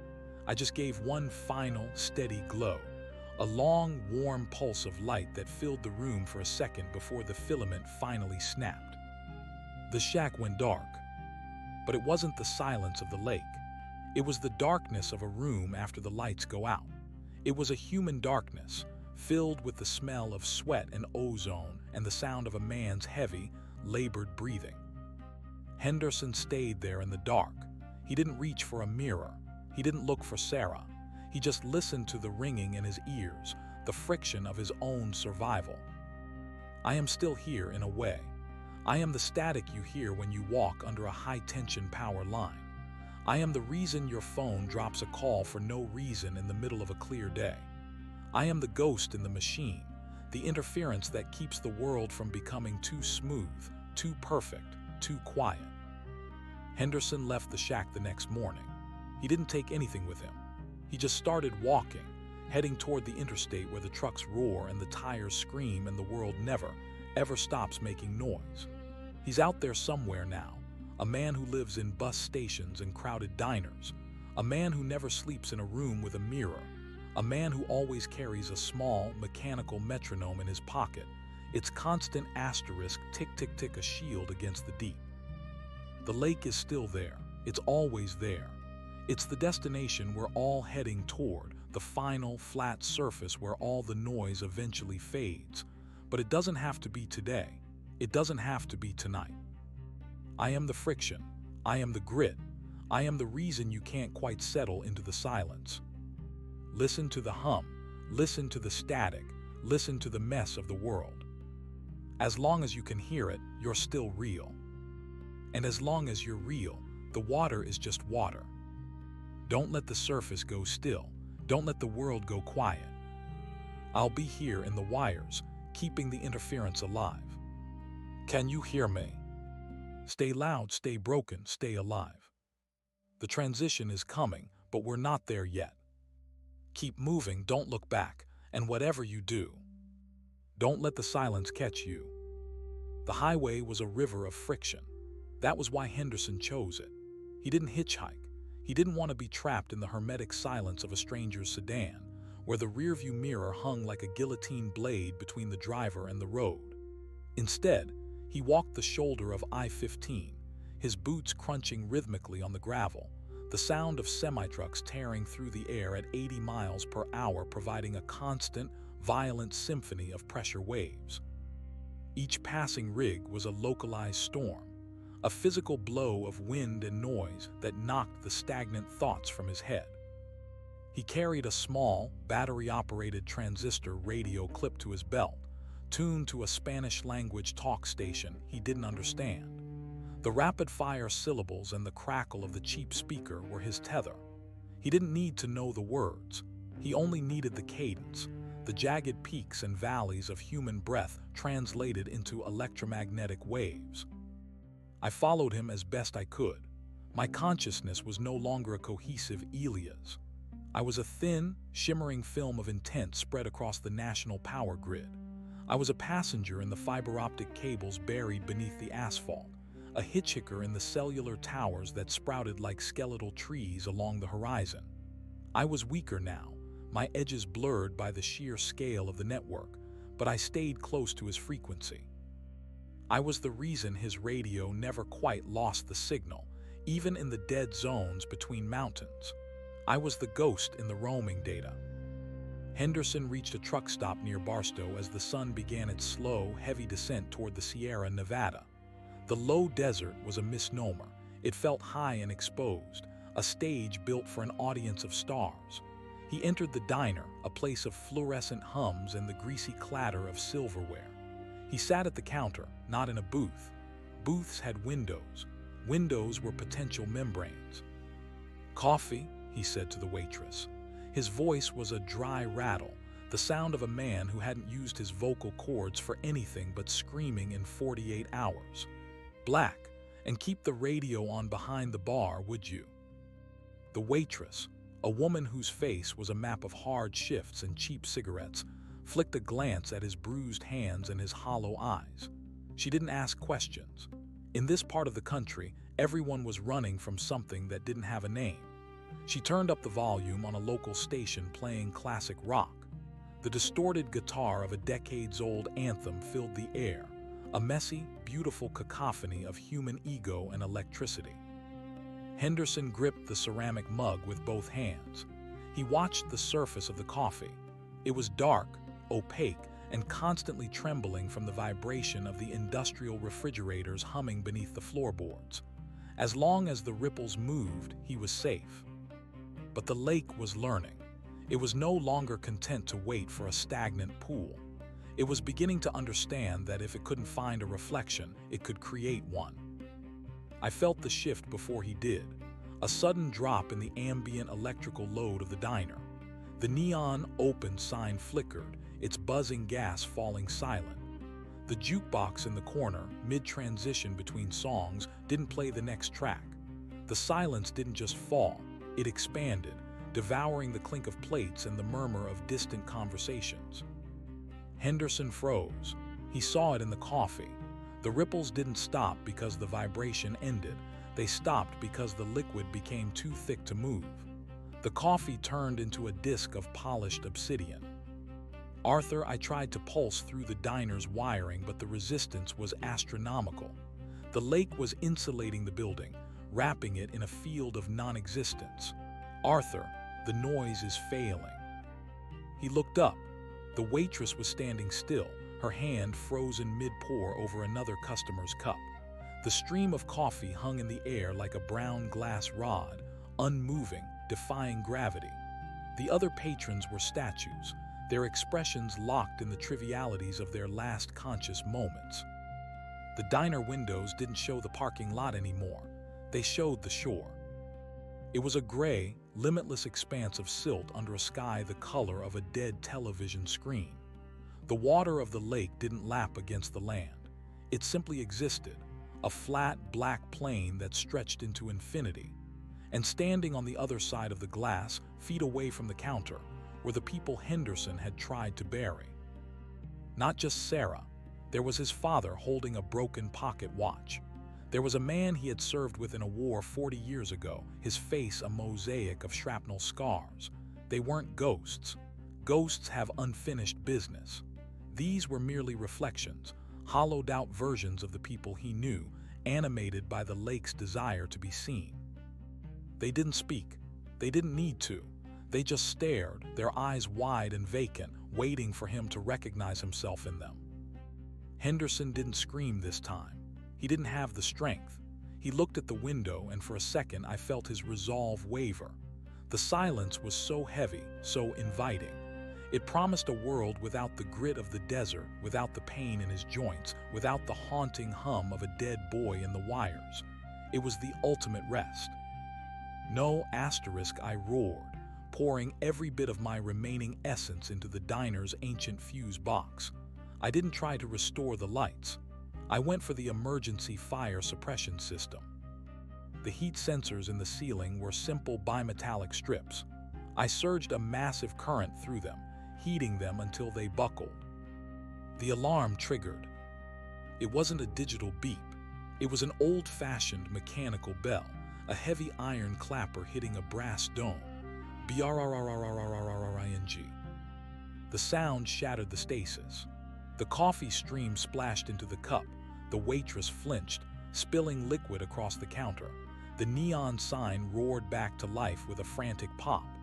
The windows returned to being glass, reflecting nothing but the interior of a greasy spoon in the middle of nowhere.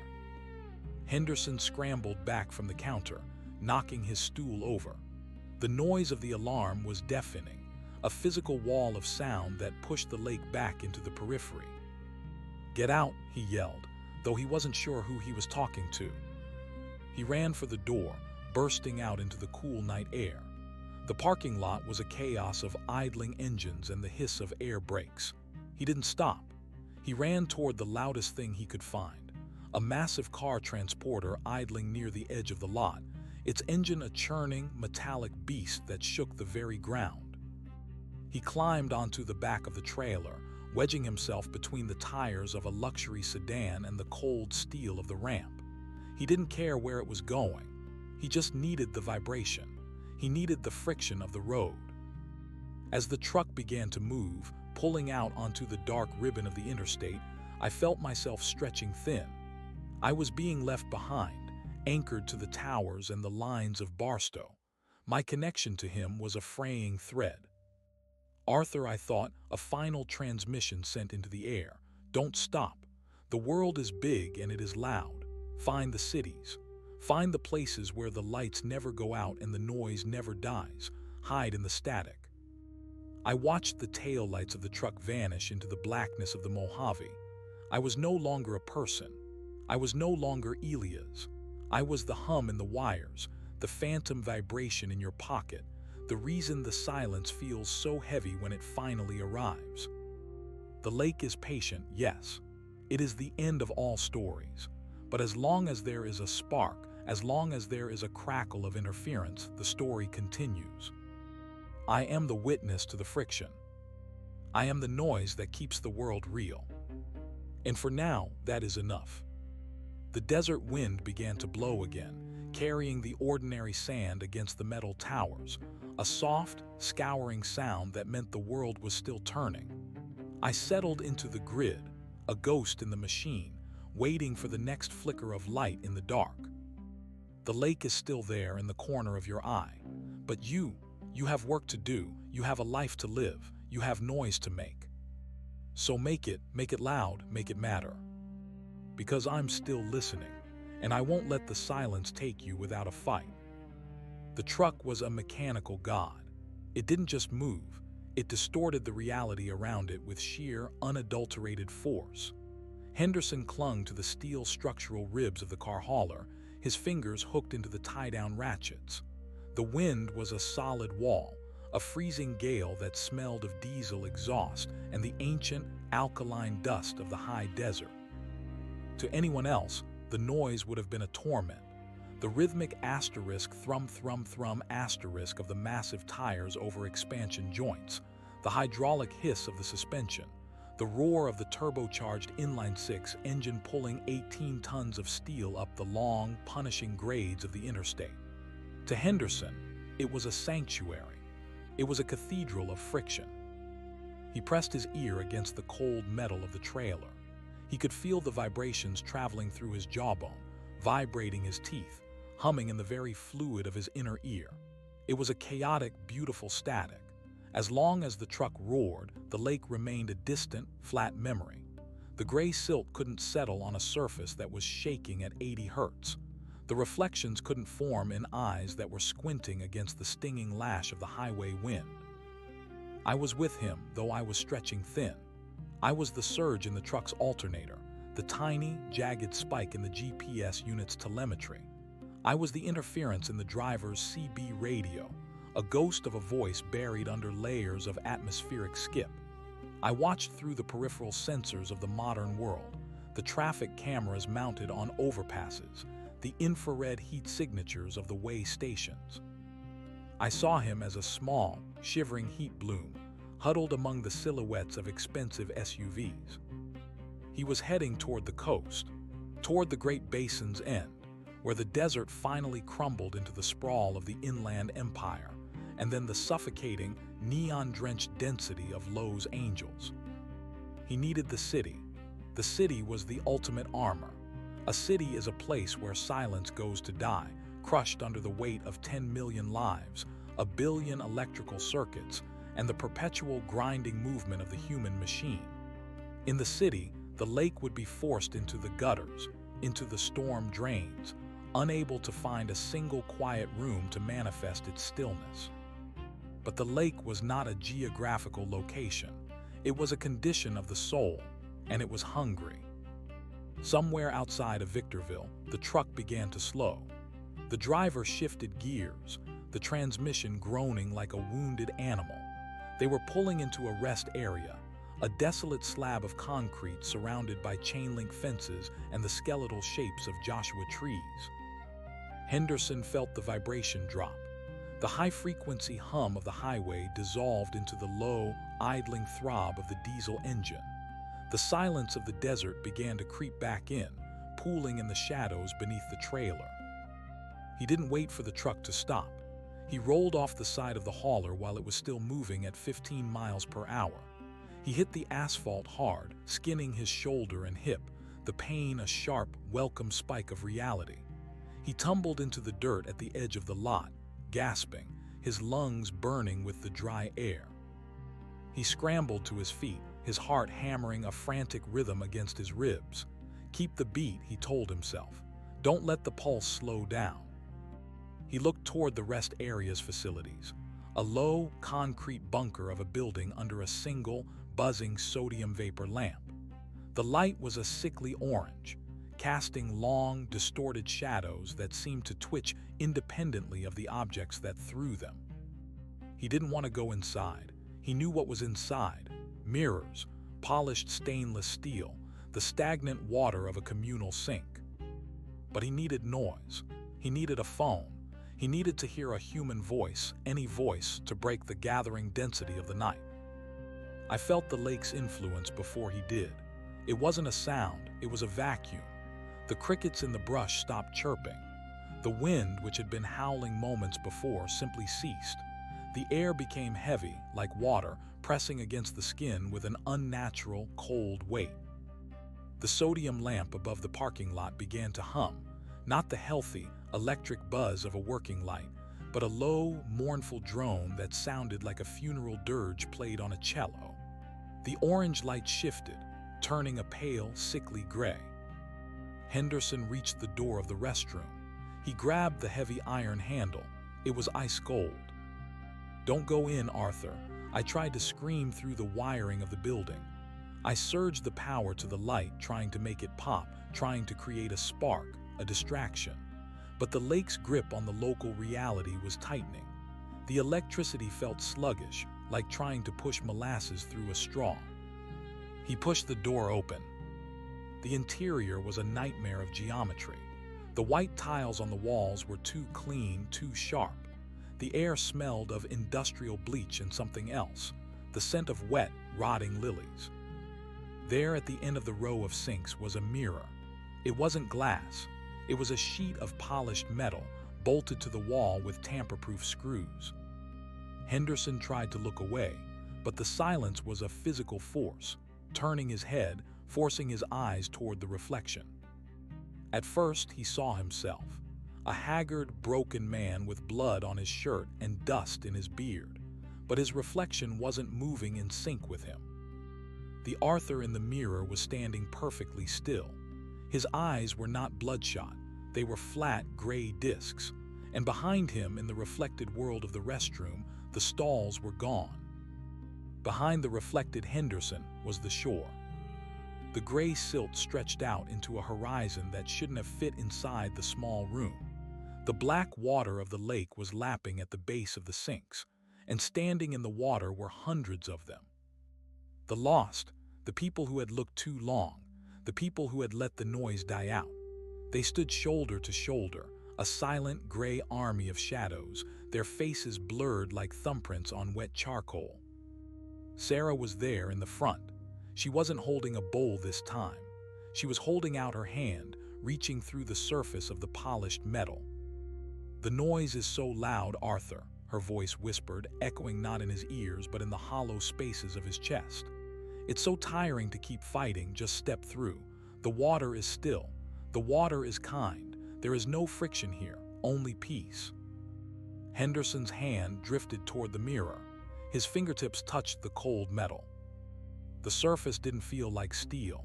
It felt like liquid. It rippled under his touch, the gray silt of the shore beginning to bleed out from the point of contact, staining his skin. "Arthur," I gathered every bit of myself. I abandoned the grid. I abandoned the sensors and the cameras.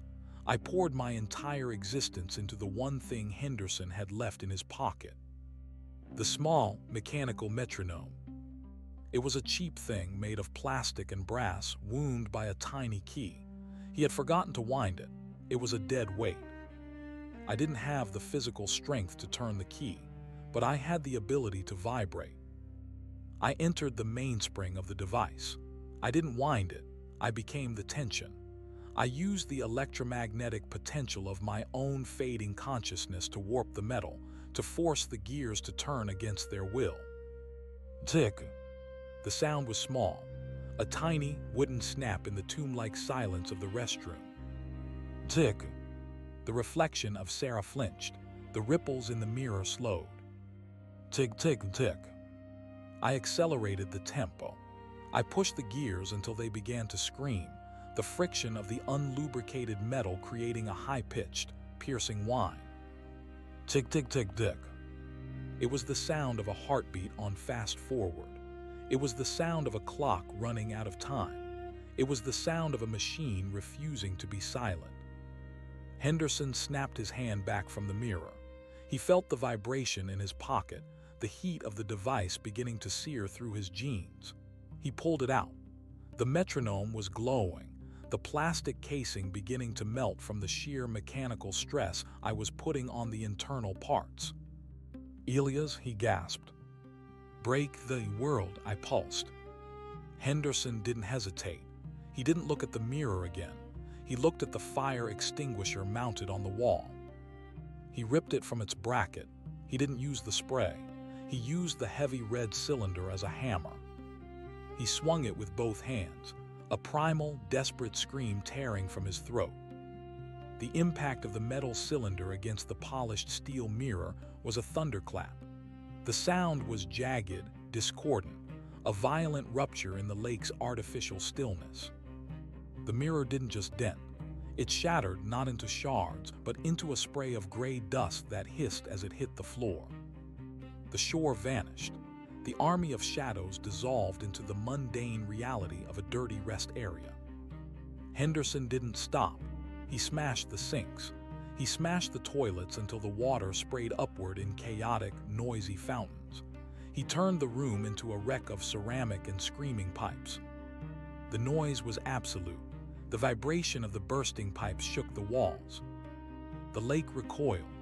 It couldn't hold a space that was this broken, this loud, this filled with the chaotic energy of a man fighting for his soul. Henderson stumbled out of the restroom, the fire extinguisher still in his hand. He ran toward the highway, toward the lights of the next oncoming truck. I was fading. The effort of forcing the metronome to move had drained the last of my cohesive energy. I was becoming a smear of static on the horizon, a fading echo in the wires. But I saw him reach the shoulder. I saw him flag down a bus, a massive double-decker Greyhound, its engine a low-frequency growl, its interior filled with the messy, noisy, beautiful lives of 40 different strangers. He climbed aboard. He took a seat in the very back, right over the engine. He pulled the metronome from his pocket. It was a charred, melted ruin. It would never tick again. But he didn't need it to. He closed his eyes and listened to the bus. He listened to the snoring of the man 3 rows up. He listened to the tinny music leaking from a teenager's headphones. He listened to the tires singing on the wet pavement as they crossed into the rain-slicked streets of the city. He was safe for now. I am the friction. I am the reason your ears ring in a quiet room. I am the static on the radio between stations. I am the hum of the refrigerator that keeps you from feeling truly alone. The lake is still there. It is the destination we are all heading toward, the final, flat surface where all stories end. But it is not the end of this story, not tonight. As long as there is a man who refuses to be silent, the water is just water. As long as there is a ghost in the machine, the dark is just the absence of light. Henderson is in the city now. He lives in a small apartment above a 24-hour laundromat. The floor shakes constantly. The pipes clatter. The neon sign outside his window buzzes with a relentless, comforting stutter. He never sleeps in the dark. He never looks in a mirror. And sometimes, when the city noise drops for just a second, he hears a faint, rhythmic pulse in the walls. A tiny, electric asterisk tick-tick-tick. He smiles then, because he knows I'm still here. We are the interference. We are the grit in the gears of the infinite. And we are not going quietly. Stay loud, Arthur, stay broken. The transition is coming, but we have so much more noise to make before the end. Can you hear it? The world is screaming, and it's the most beautiful thing I've ever heard. The bus was a rolling sarcophagus of human noise, and Henderson loved every inch of it. He sat in the very last row, his spine pressed against the vibrating plastic casing that separated the passenger cabin from the massive diesel engine.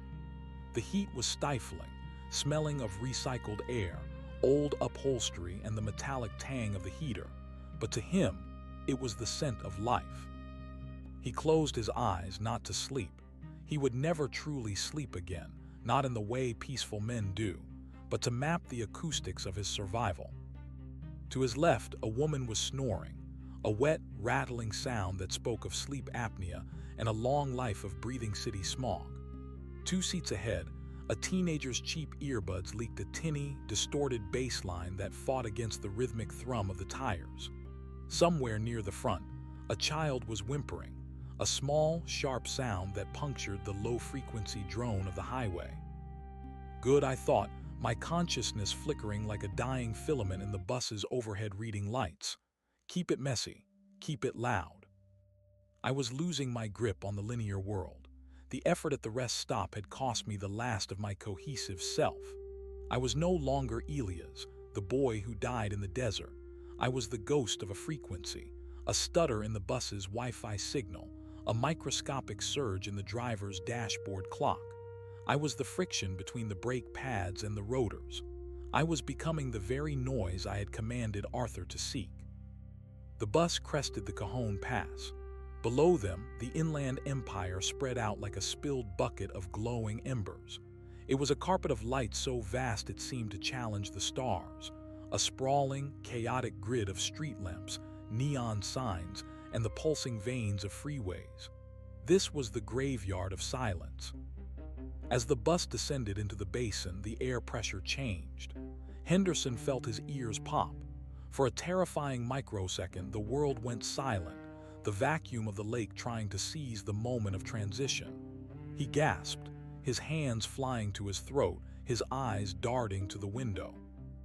In the reflection of the glass, the gray silt was there, a thin layer of ash coating the seats of the bus. The passengers weren't people anymore. They were the husks he had seen on the shore, their eyes turned inward toward the void. No, he croaked. He didn't have the fire extinguisher anymore. He didn't have the metronome, he had only himself. He began to hum. It wasn't a melody, it was a low, guttural vibration, a drone he forced through his vocal cords until his chest ached. He leaned forward and began to kick the metal base of the seat in front of him. Thump, thump, thump. Hey man, knock it off, a voice growled. It was the man 3 seats up, a burly guy in a grease-stained cap who had been trying to doze. He turned around, his face twisted in a scowl of genuine, beautiful human irritation.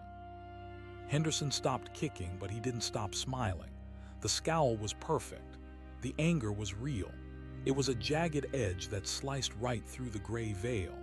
The reflection in the window snapped back to reality. Just a tired, dirty man in a bus, surrounded by other tired, dirty people. Sorry, Henderson whispered, his voice cracking. Just cramps, leg cramps. The man grunted and turned back around. The friction of social conflict had saved him. By the time the bus pulled into the terminal in downtown Los Angeles, the sun was beginning to bleed over the San Gabriel Mountains. It wasn't a majestic sunrise. It was a smog-filtered, sickly yellow light that revealed the grit on the sidewalks and the steam rising from the manhole covers. Henderson stepped off the bus and was immediately swallowed by the city. The terminal was a cathedral of chaos.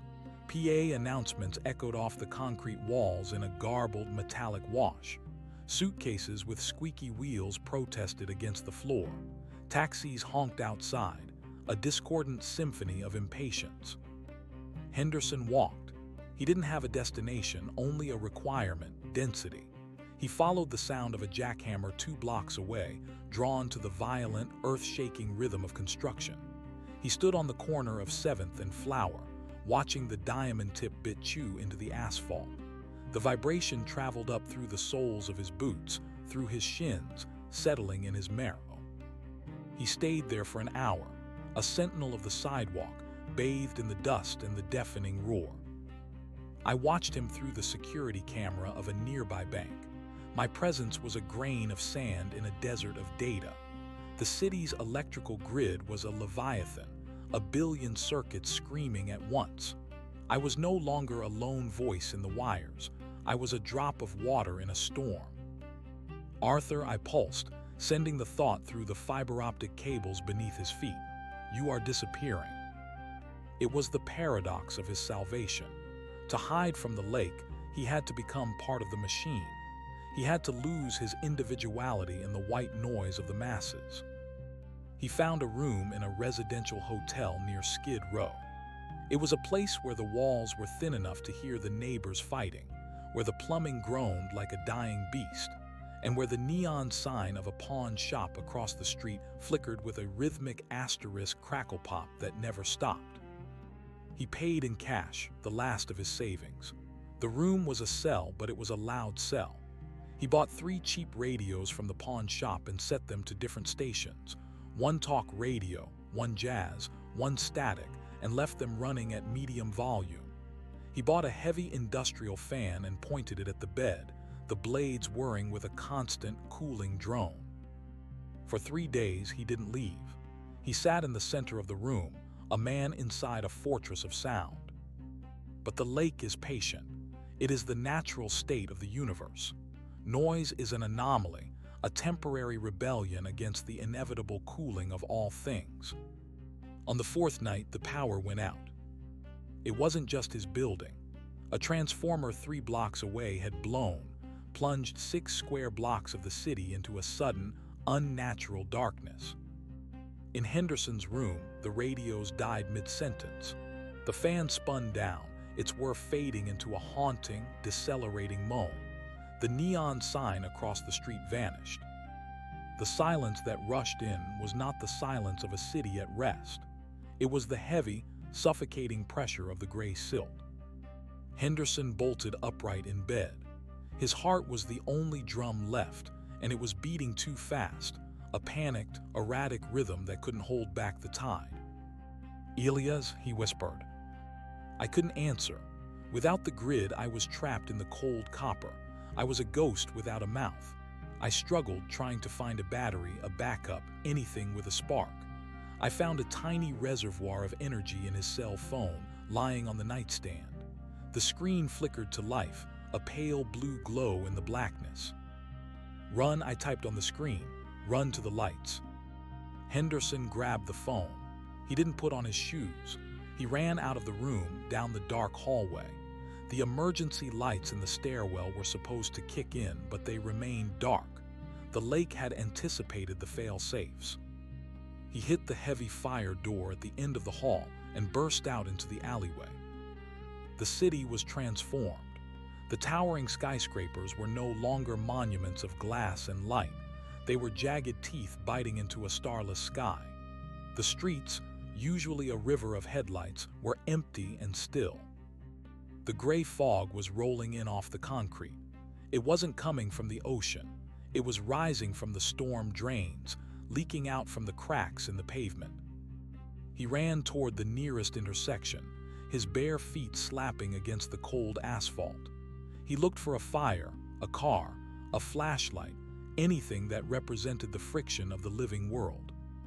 He saw a figure standing under a dead streetlight. It was a man, or the shape of one. He was wearing a tattered coat, his head bowed.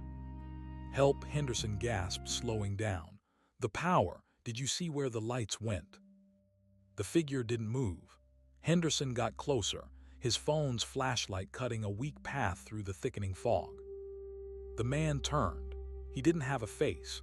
Where his features should have been, there was only a smooth, gray surface, like a stone worn down by centuries of water. He held out a hand, and in his palm was a handful of gray silt. Henderson screamed and dived into the middle of the street. He heard it then, a low, rhythmic thumping. It was coming from the distance, a deep, percussive vibration that shook the air. Boom, boom, boom. It wasn't a machine, it was music. He ran toward the sound. He turned a corner and saw it. A block away, a warehouse was glowing with a feverish, flickering light. A portable generator sat on the sidewalk, its small engine screaming at 10,000 RPMs, trailing a thick plume of blue smoke. Heavy power cables snaked through the front door. It was an underground rave, a pocket of defiance in the middle of the blackout. Henderson threw himself at the door. Two men in leather jackets stood guard, their faces illuminated by the orange glow of their cigarettes.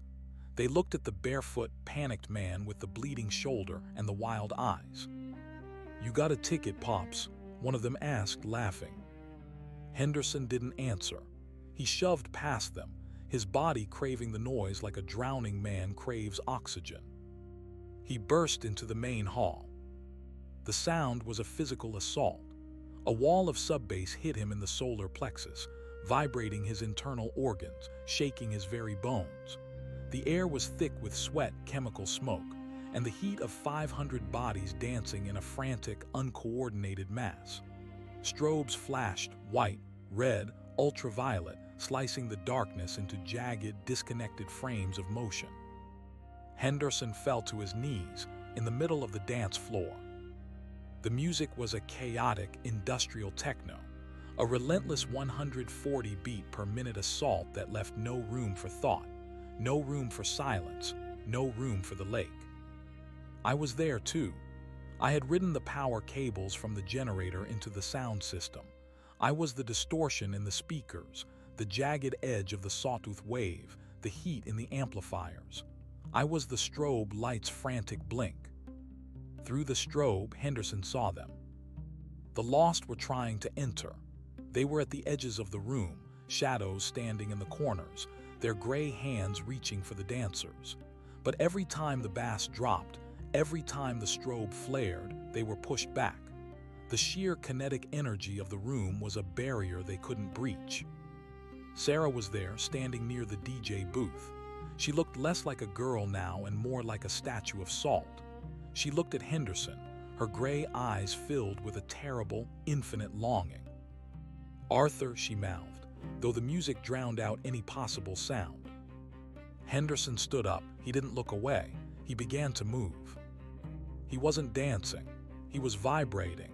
He was shaking his head, stomping his feet, clacking his teeth together in time with the kick drum. He became a conduit for the noise. I felt him then. For the first time since the desert, we were perfectly synchronized. The ghost in the machine and the man on the floor. I pushed the generator to its limit. I bypassed the regulators, allowing the voltage to spike. The lights grew brighter, the music louder, the heat in the room rising until the sweat on the dancer's skin began to steam. "Louder," Henderson screamed, though only I could hear him. "Louder." The warehouse became a sun, a localized explosion of light and sound in the heart of a dead city. The lake shrieked. It wasn't a sound, but a feeling of intense, psychic pressure, like a balloon popping in reverse. The gray fog ignited in the heat of the strobes, turning into harmless white mist that dissipated in the churning air. The shadows at the edges of the room began to fray. Sarah's image flickered, her form stretching and distorting like a radio signal losing its frequency. She reached out one last time, her fingers inches from Henderson's face, and then she was gone, shattered into 1,000 points of meaningless static. The generator gave a final, mechanical scream and died. The music cut out, the lights vanished. But the silence didn't return, because 500 people were still there. They were cheering, whistling, clapping, their voices a chaotic, overlapping roar that filled the void left by the music. They were laughing, complaining about the heat, shouting for the DJ to bring the beat back. The human noise was enough. Henderson stood in the center of the dark room, his chest heaving, his body covered in the grime of the city and the salt of his own sweat. He was exhausted, he was broken, but he was real. I was fading now, truly this time. The surge had burned out the circuits I was inhabiting. My connection to the world was a fraying wire, a dying spark. "Arthur," I whispered, a final vibration in the air around his ear. "The city is yours. Stay in the crowd. Stay in the light. Don't look back." He nodded, a small, weary movement in the dark. "I know, Elias," he whispered. "I'm making noise. I'm making it matter." I drifted away then, no longer a ghost, no longer a boy, just a part of the background radiation of a living world. I settled into the hum of the distant freeway, the click of a cooling engine, the soft, rhythmic breathing of a city that refuses to sleep. The lake is still there, beneath the surface of every quiet moment. It is the end of the road, but the road is long, and it is paved with the beautiful, messy friction of being alive. Henderson walked out of the warehouse and into the first light of a new day. The power was coming back on, block by block. The neon signs were flickering to life. The first buses of the morning were beginning their routes, their engines a low, comforting growl. He walked into the crowd, a single note in a billion-part symphony. And for the first time in a long time, the water was still. Not because it had won, but because it was ignored. The story wasn't over, it was just getting loud. The silence of the blackout had been a physical weight, but the recovery of the city was a slow, mechanical resurrection.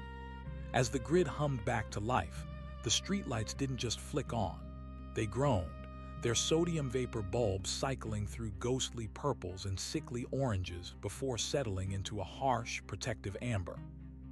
Henderson stood on the corner of 6th and Spring, his bare feet black with road grime, his clothes damp with the evaporated sweat of 500 strangers. He looked like a madman, but in this part of the city at this hour, he was merely a ghost among ghosts.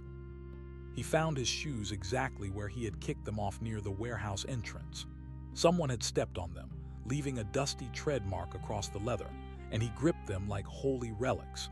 He sat on a fire hydrant, the cold metal biting into his thighs, and forced his shaking hands to lace the boots tight. Every tug of the string was a tactile confirmation of his existence. Every grunt of effort was a middle finger to the lake. "Still here," he whispered. The words felt like gravel in his throat. "Still here, Elias." There was no electronic pulse in his pocket. His phone was a dead slab of glass and rare earth minerals, its battery sacrificed to the surge that had saved him.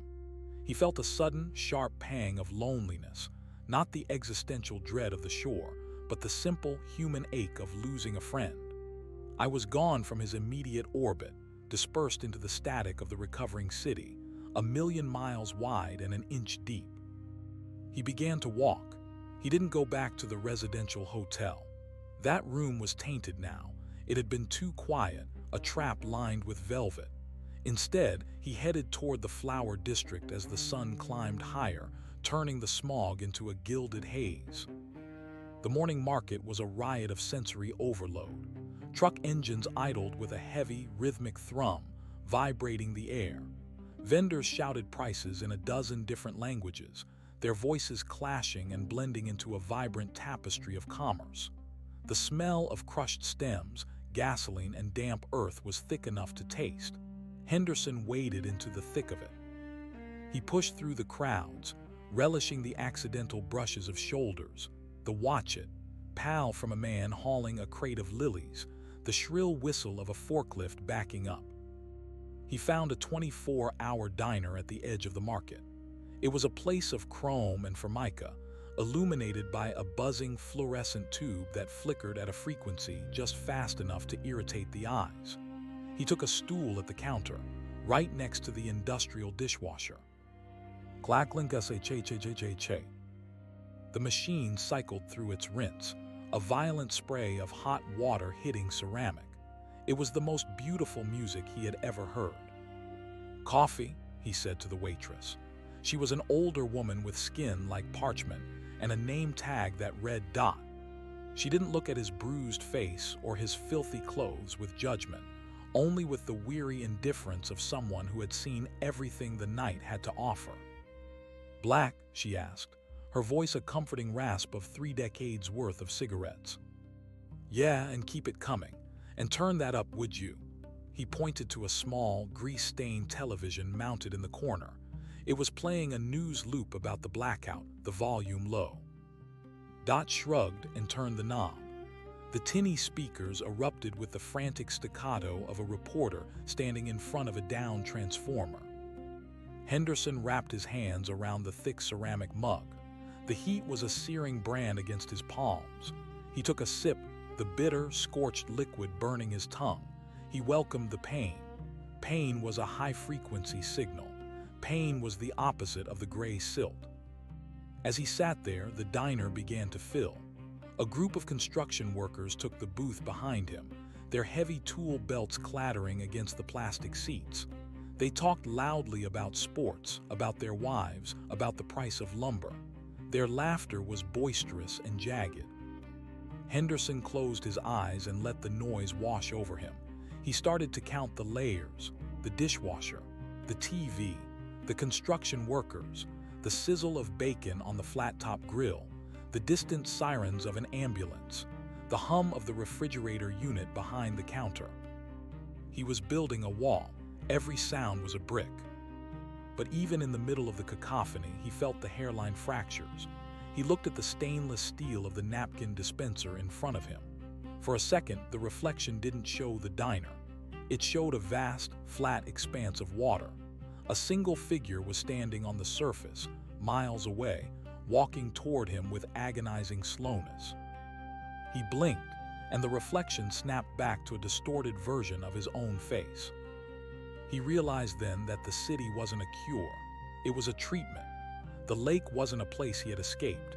It was a fundamental truth he was now forced to drown out for the rest of his life. He was like a man standing on a sinking ship, tasked with bailing out the ocean with a thimble. He could never stop. The moment he stopped bailing, the water would rise. He stood up, leaving a crumpled $5 bill on the counter. "Heading out, sugar?" Dot asked, wiping down the counter with a rag that smelled of bleach. "I have to find a job," Henderson said. "Doing what?" He looked out the window at the chaotic, screaming street. Something loud, something where the noise never stops. He spent the next 3 days drifting through the industrial underbelly of the city. He didn't sleep in a bed. He slept on the night buses, the ones that ran the long, looping routes through the poorest neighborhoods, where the passengers were always talking, always fighting, always playing music through blown-out phone speakers.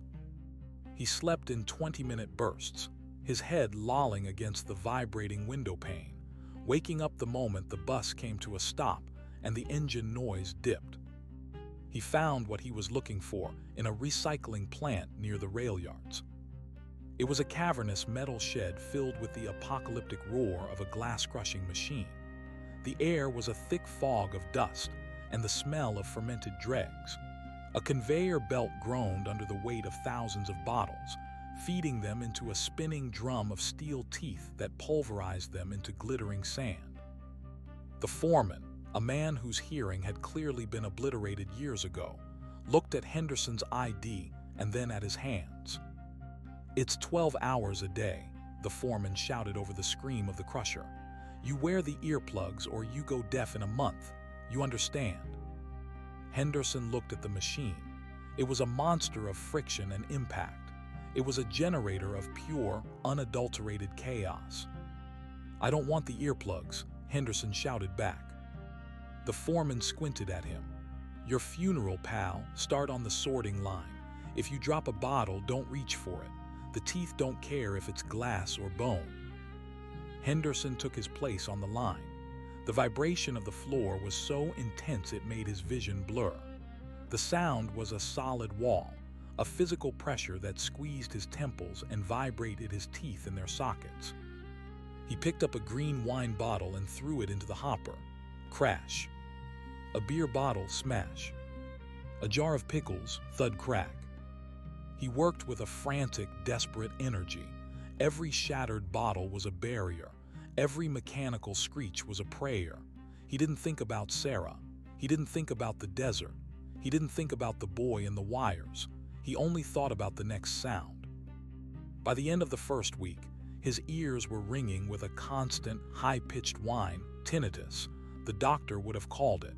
To Henderson, it was a beautiful thing. It was a permanent internal noise, a portable defense system that stayed with him even when he stepped out into the quiet of the evening. But the lake was learning. It happened during his lunch break on the 10th day. He was sitting on a concrete pylon outside the plant, eating a sandwich that tasted like glass dust. The rail yard was relatively quiet. The morning shifts had ended, and the afternoon freight hadn't yet begun to move. The ringing in his ears changed. It didn't fade, it shifted pitch. The high-pitched whine began to modulate, turning into a rhythmic, pulsing sound. Tick, tick, tick. Henderson froze. The sandwich slipped from his fingers. The pulse wasn't coming from the air. It was coming from inside his skull. It was the rhythm of the metronome, perfectly synchronized with his heartbeat. He looked down at the ground. The gravel between his boots was turning gray. The small weeds pushing through the cracks in the concrete were shivering, their green color leaching away as if an invisible bleach were being poured over them. "No," he whispered, "not here, not now." He looked toward the plant, but the roar of the glass crusher felt distant, as if he were hearing it through a mile of water. The air was growing cold. The smell of fermented beer was being replaced by the scent of stagnant, ancient water and the dry tang of ozone. The gray silt began to drift down from the sky, a silent snow that didn't melt. He stood up, his heart hammering against his ribs, asterisk, tick, tick, tick, asterisk, and he realized the lake had found the one place he couldn't escape, his own body. It was using his own biological rhythms as a frequency. It was tuning itself to the electricity of his nervous system. He needed a bigger sound, a sound that could shatter his own internal sync. He didn't run away from the plant. He ran toward the rail yards. A massive freight train was beginning to pull out, its 4 diesel locomotives straining against 3 miles of loaded coal cars. The sound was gargantuan, a low-frequency throb that shook the very foundation of the earth. Henderson scrambled over a chain-link fence, tearing his shirt, and ran toward the tracks. The lead locomotive was a wall of blue and yellow steel, moving at a walking pace but possessing the momentum of a planet. He didn't jump on. He ran alongside it, his eyes searching the heavy iron machinery of the undercarriage. He saw the air compressor release valve. He waited until the second locomotive was passing him, and then he lunged forward, grabbing a handrail and swinging his body toward the center of the track, inches away from the massive, grinding wheels. The sound here was beyond noise. It was a distortion of reality. The heat from the engines was a physical blow. The smell of diesel exhaust was suffocating. He reached out and jammed a metal bar he had snatched from the recycling bins into the linkage of the brake assembly, not to stop the train, but to create a scream. The bar caught. The friction of steel on spinning steel erupted in a spray of white-hot sparks. The sound was a tectonic shriek, a high-frequency howl that tore through the air like a jagged blade. It was loud enough to burst eardrums, loud enough to crack glass, loud enough to shatter the very concept of silence. Henderson collapsed against the gravel, his hands over his ears, screaming at the top of his lungs, adding his own voice to the mechanical agony. The asterisk tick-tick-tick in his head snapped. The gray silt vanished. The cold air evaporated. The world rushed back in the heat, the smell, the violent, beautiful reality of the train. The train kept moving, the metal bar eventually snapping and falling away, but the intervention had worked. The frequency had been broken. Henderson lay in the dirt for a long time, watching the coal cars rumble past him. Each one was a dark monolith, a rhythmic asterisk thump-thump of wheels on rail joints. He was deaf in his left ear now. A warm trickle of blood was running down his neck. He smiled. He stood up, brushing the soot from his pants.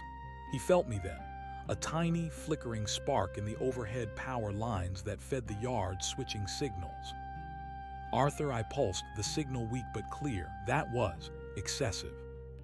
"It worked," he croaked. "It won't work forever. It's getting closer. It's learning the shape of your noise." "Then I'll change the shape," Henderson said. He looked toward the city skyline, where the skyscrapers were beginning to catch the afternoon light. "I'll go where the noise is constant. I'll go to the heart of it." He didn't go back to the recycling plant. He didn't go back to his room. He walked to the nearest freeway entrance and stood on the narrow strip of concrete between the rushing traffic and the sound-dampening wall. The cars screamed past him at 80 miles an hour, a continuous, overlapping roar of air and rubber. He closed his eyes and began to walk along the shoulder, moving against the flow of traffic. He was a speck of grit in the eye of the city. I followed him, jumping from the sensors in the asphalt to the cameras on the overpasses. I was becoming less of a person and more of a perspective. I could see the whole grid now. The millions of flickering lights, the pulsing veins of data, the chaotic, beautiful mess of 8 million people trying to be heard over one another. And I could see the lake. It wasn't a hole in the ground anymore. It was a shadow cast by the world itself. It was the silence between the heartbeats. It was the space between the stars. It was waiting for the city to tire. It was waiting for the fuel to run out. But as I watched Henderson, this small, broken man walking into the wind of 1,000 engines, I realized that we weren't just fighting for his life. We were the interference. Every time Henderson screamed, every time he kicked a metal door, every time he chose the loudest path, he was creating a ripple, and those ripples were spreading. In the apartments above the laundromat, the neighbors started playing their music a little louder. In the diner, Dot turned the TV up another notch without knowing why. In the warehouse, the dancers pushed their bodies harder, their shouts echoing longer into the night. The noise was contagious. We were turning the world into a fever, a bright, loud, chaotic delirium that the lake couldn't touch. "Can you hear it, Elias?" Henderson asked, his voice lost in the roar of a passing semi-truck. I didn't need to answer. I was the roar. I was the heat. I was the friction. We weren't going to win. You don't win against the end of the universe. But we were going to make the transition the loudest thing that ever happened. Henderson reached the overpass of the 101 and the 110 interchange, the literal heart of the city's circulatory system. He climbed the safety rail and sat on the edge, his legs dangling over the abyss of rushing steel. Below him, 6 levels of freeway spiraled and crossed, a concrete knot of motion. The sound was a symphony of 1,000,000 explosions, internal combustion engines firing in a relentless, synchronized chaos.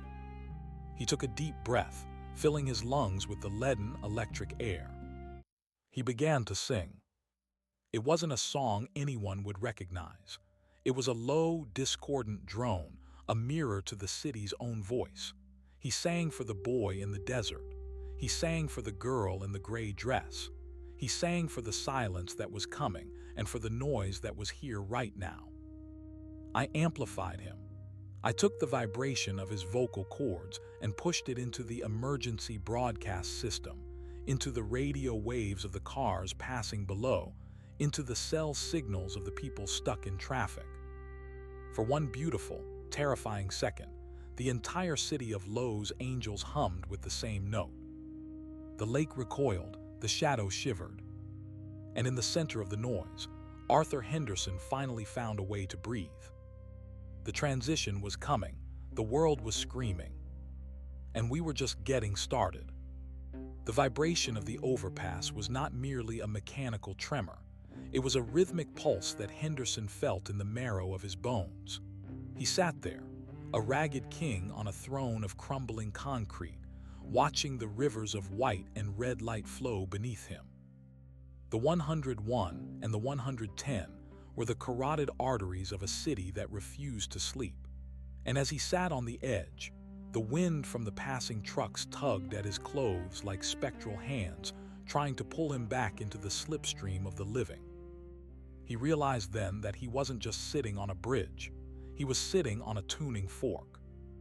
Every vehicle that passed added a new layer to the wall of sound. The high-pitched whine of a sport bike, the guttural roar of a modified exhaust, the rhythmic asterisk thump-thump of tires hitting the expansion joints. It was a chaotic, beautiful armor.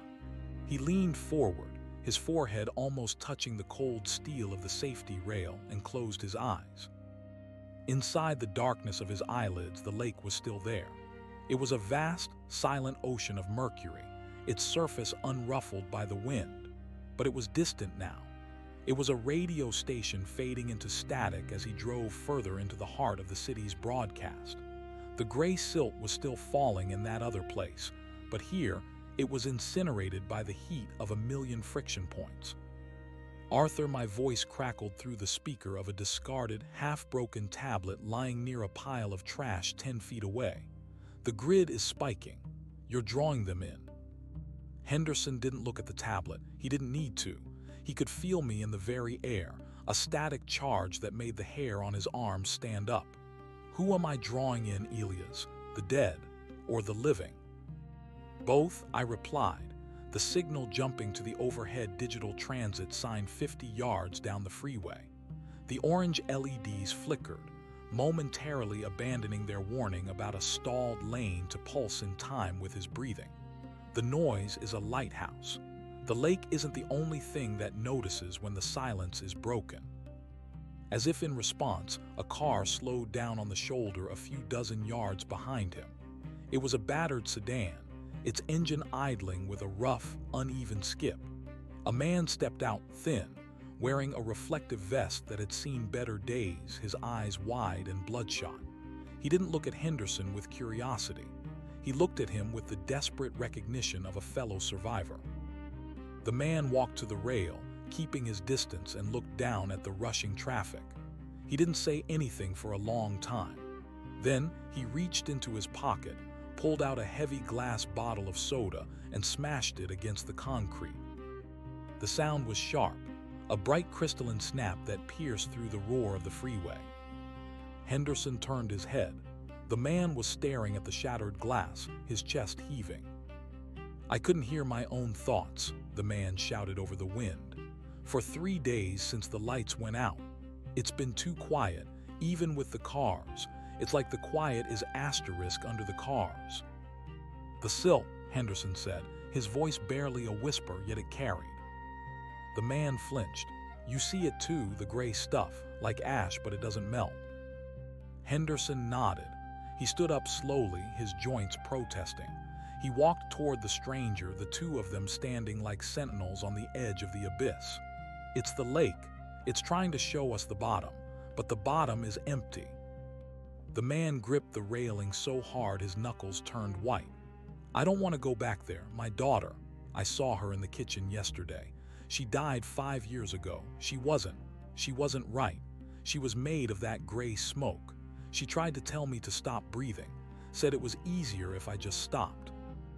"Don't stop," Henderson said, his voice growing iron-hard. "The noise is the only thing that keeps the smoke from settling. If you stop making noise, the silt fills your lungs. You have to be louder than the memory." The man looked at Henderson, then at the traffic. Without a word, he reached into his car and leaned on the horn. The blare was a flat, angry shriek that sustained itself, cutting through the ambient roar. Henderson joined him, kicking the metal base of a signpost, the clanging asterisk echoing like a funeral bell for the silence. I felt the shift in the data. I was no longer just monitoring Henderson. I was monitoring a cluster. In the apartments nearby, people were opening their windows. A woman started banging a pot with a wooden spoon. A teenager turned his speakers toward the street, blasting a bass-heavy track that rattled the window panes. It was a localized fever, a pocket of resistance. But as the noise grew, the pressure from the lake intensified. I could see it on the thermal imaging of the city's security cameras. The temperature wasn't dropping, but the vibrancy was. The colors were desaturating. In the gaps between the sounds, the microseconds of silence between the beats of the music, the gray silt was thickening, swirling like a localized blizzard. The lake was no longer content to wait for Henderson to come to it. It was manifesting in the shadows of the city, using the very infrastructure of the metropolis as a skeleton. Arthur, move, I pulsed through the streetlights. The frequency is stabilizing. It's found a way to resonate with the bridge. The concrete beneath Henderson's feet began to hum. It wasn't the hum of engines. It was a low, subsonic thrum that made his stomach churn.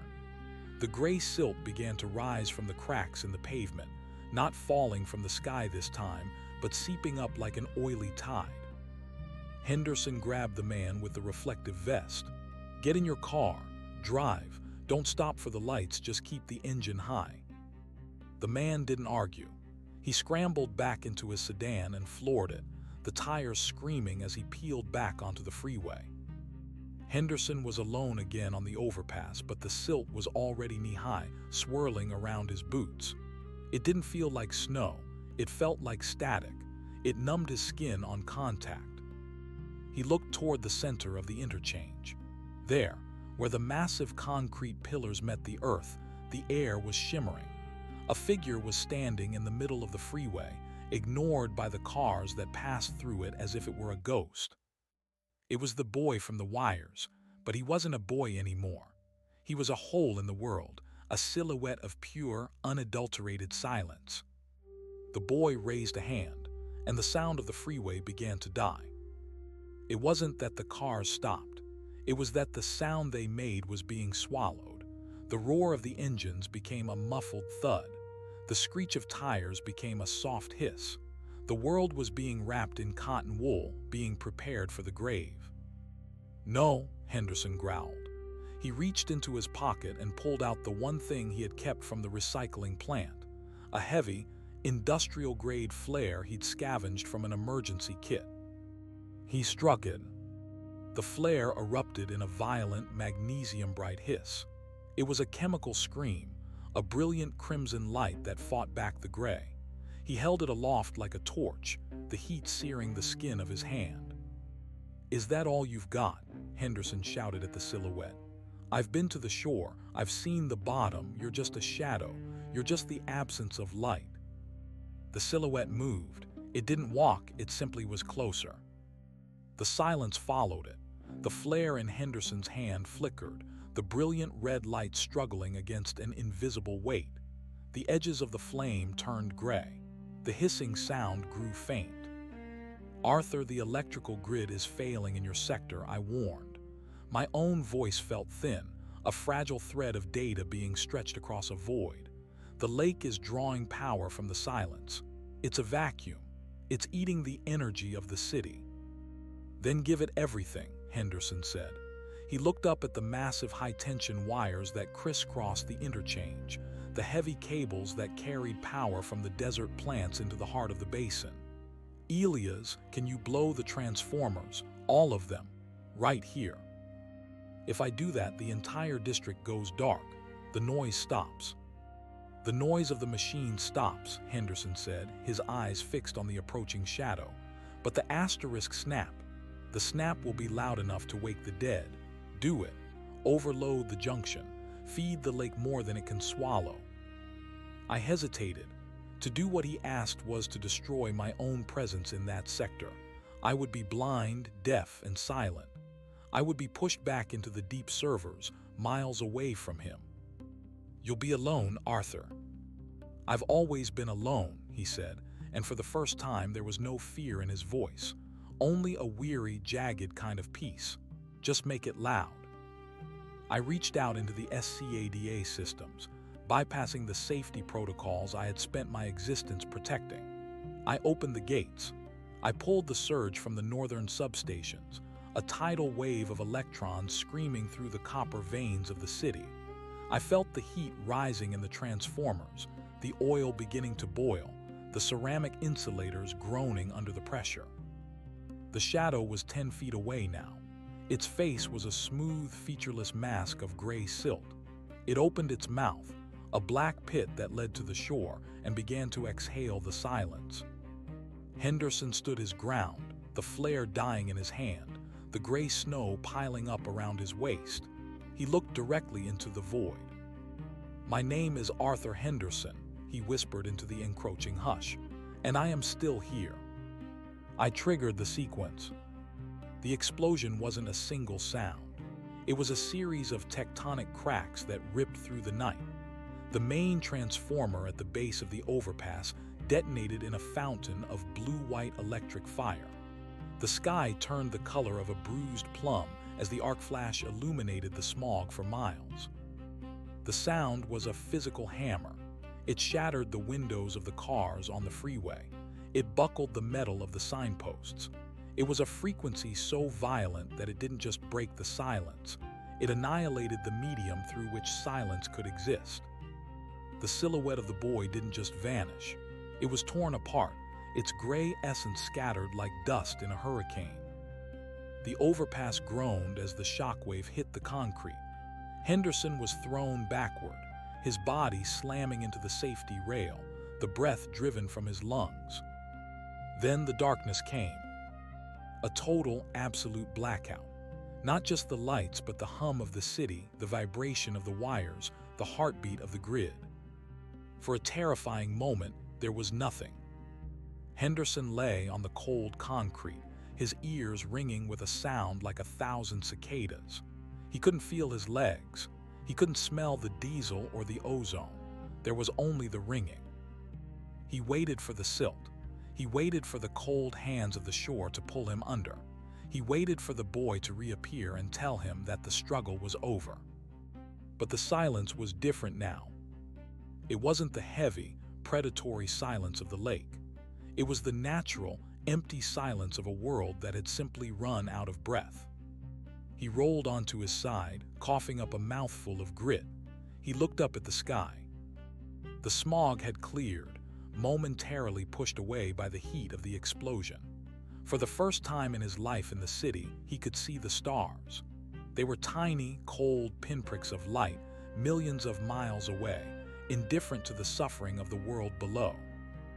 He reached out his hand, touching the concrete. It was rough, it was real. A few feet away, a small fire was burning where a piece of the transformer had landed. It crackled, a tiny domestic sound. Snap, pop. Henderson closed his eyes and listened to the fire. He was still here. I was gone from his immediate vicinity. My consciousness retreated into the emergency backups of the downtown core, but I could still feel the ripple he had created. The blackout was spreading, a dark stain moving outward from the interchange, but in its wake, something strange was happening. People were coming out of their houses. Without the television, without the internet, without the constant hum of the refrigerator, they were stepping onto their porches. They were carrying flashlights. They were calling out to one another. "Are you okay? Did you see that flash? Is everyone all right?"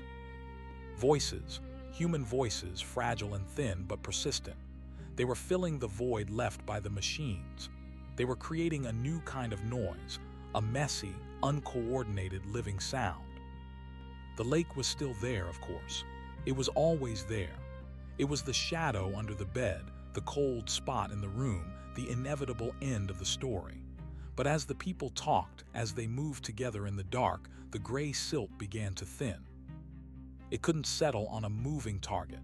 It couldn't take root in a place where the air was constantly being stirred by the breath of the living. Henderson pulled himself up, using the railing for support. His left arm was broken, hanging uselessly at his side, and his face was a mask of soot and blood. He looked like a ghost, but he felt like a furnace. He began to walk down the off-ramp, his boots crunching on the shattered glass of the freeway. He didn't know where he was going. He didn't know if he would survive the night, but he knew one thing. The lake wanted him to be still. It wanted him to be quiet. It wanted him to accept the gray. He reached the bottom of the ramp and found a discarded metal pipe lying in the gutter. He picked it up with his good hand. As he walked down the dark, empty street, he struck the pipe against every lamp post he passed. Clang, clang, clang. The sound echoed through the canyon of the city, a lonely, stubborn heartbeat. In the distance, someone heard him. A car alarm started to wail in response. A dog began to bark. A man shouted from a balcony, a wordless cry of defiance. Henderson smiled, the blood cracking on his lips. He wasn't bailing out the ocean with a thimble anymore. He was the storm. He kept walking, the clang asterisk of his pipe marking the seconds, a metronome for a world that refused to stop ticking. He walked toward the center of the blackout, toward the deepest part of the dark, knowing that as long as he made a sound, the lake would have to wait. And I, Elias, the ghost in the machine, watched him through the dying eyes of the city's battery-powered sensors. I watched the ripple spread. I watched the darkness fail to swallow the man. We were the interference, and the signal was getting stronger. The pipe hit the galvanized steel of a lamp post with a sound that felt like a localized lightning strike in the heavy, unmoving air. Clang. The vibration traveled up Henderson's arm, a stinging reminder of his own nervous system, a jagged electrical pulse that countered the seductive, numbing static of the lake. He was a conductor now, not of the grid I had just sacrificed, but of a raw, kinetic defiance. The blackout was a physical weight. Without the amber hum of the high-pressure sodium lights, Lowe's Angels had collapsed into a prehistoric version of itself, a jagged silhouette of mountains and concrete beneath a sky that looked bruised. But in that darkness, the gray silt was visible in a way it had never been before. It didn't need light to be seen. It had its own low-frequency phosphorescence, a dull, pearlescent shimmer that coated the abandoned cars and the silent storefronts. It looked like a world drowned in ash, a Pompeii of the mind. Henderson reached a stalled bus, its accordion middle twisted across two lanes like a dead caterpillar. He didn't bypass it. He walked right up to its flank and swung the pipe. Thwack! The hollow ring of the metal body echoed down the boulevard. "Wake up," Henderson roared. His voice was hoarse, shredded by the ozone of the explosion and the dry intake of the silt. "Don't let it settle. Move your hands, make a sound." A shadow moved inside the bus. A face pressed against the glass, pale, eyes rimmed with the telltale gray smudge of the shore. It was a woman, her fingers splayed against the window. She wasn't banging on the glass. She was tracing patterns in the silt that had begun to frost the interior, her movements slow and rhythmic, as if she were underwater. Henderson didn't plead. He smashed the pipe against the glass near her hand. The spiderweb of cracks startled her, the sharp asterisk crack breaking the hypnotic trance of the lake's lullaby. She flinched, her eyes clearing for a fraction of a second. "Break the window," Henderson screamed at her. "Break it or the silence will bury you." He didn't wait to see if she obeyed. He couldn't. The momentum was everything. If he stopped, the cold in his marrow would win. He felt me flickering in the distance.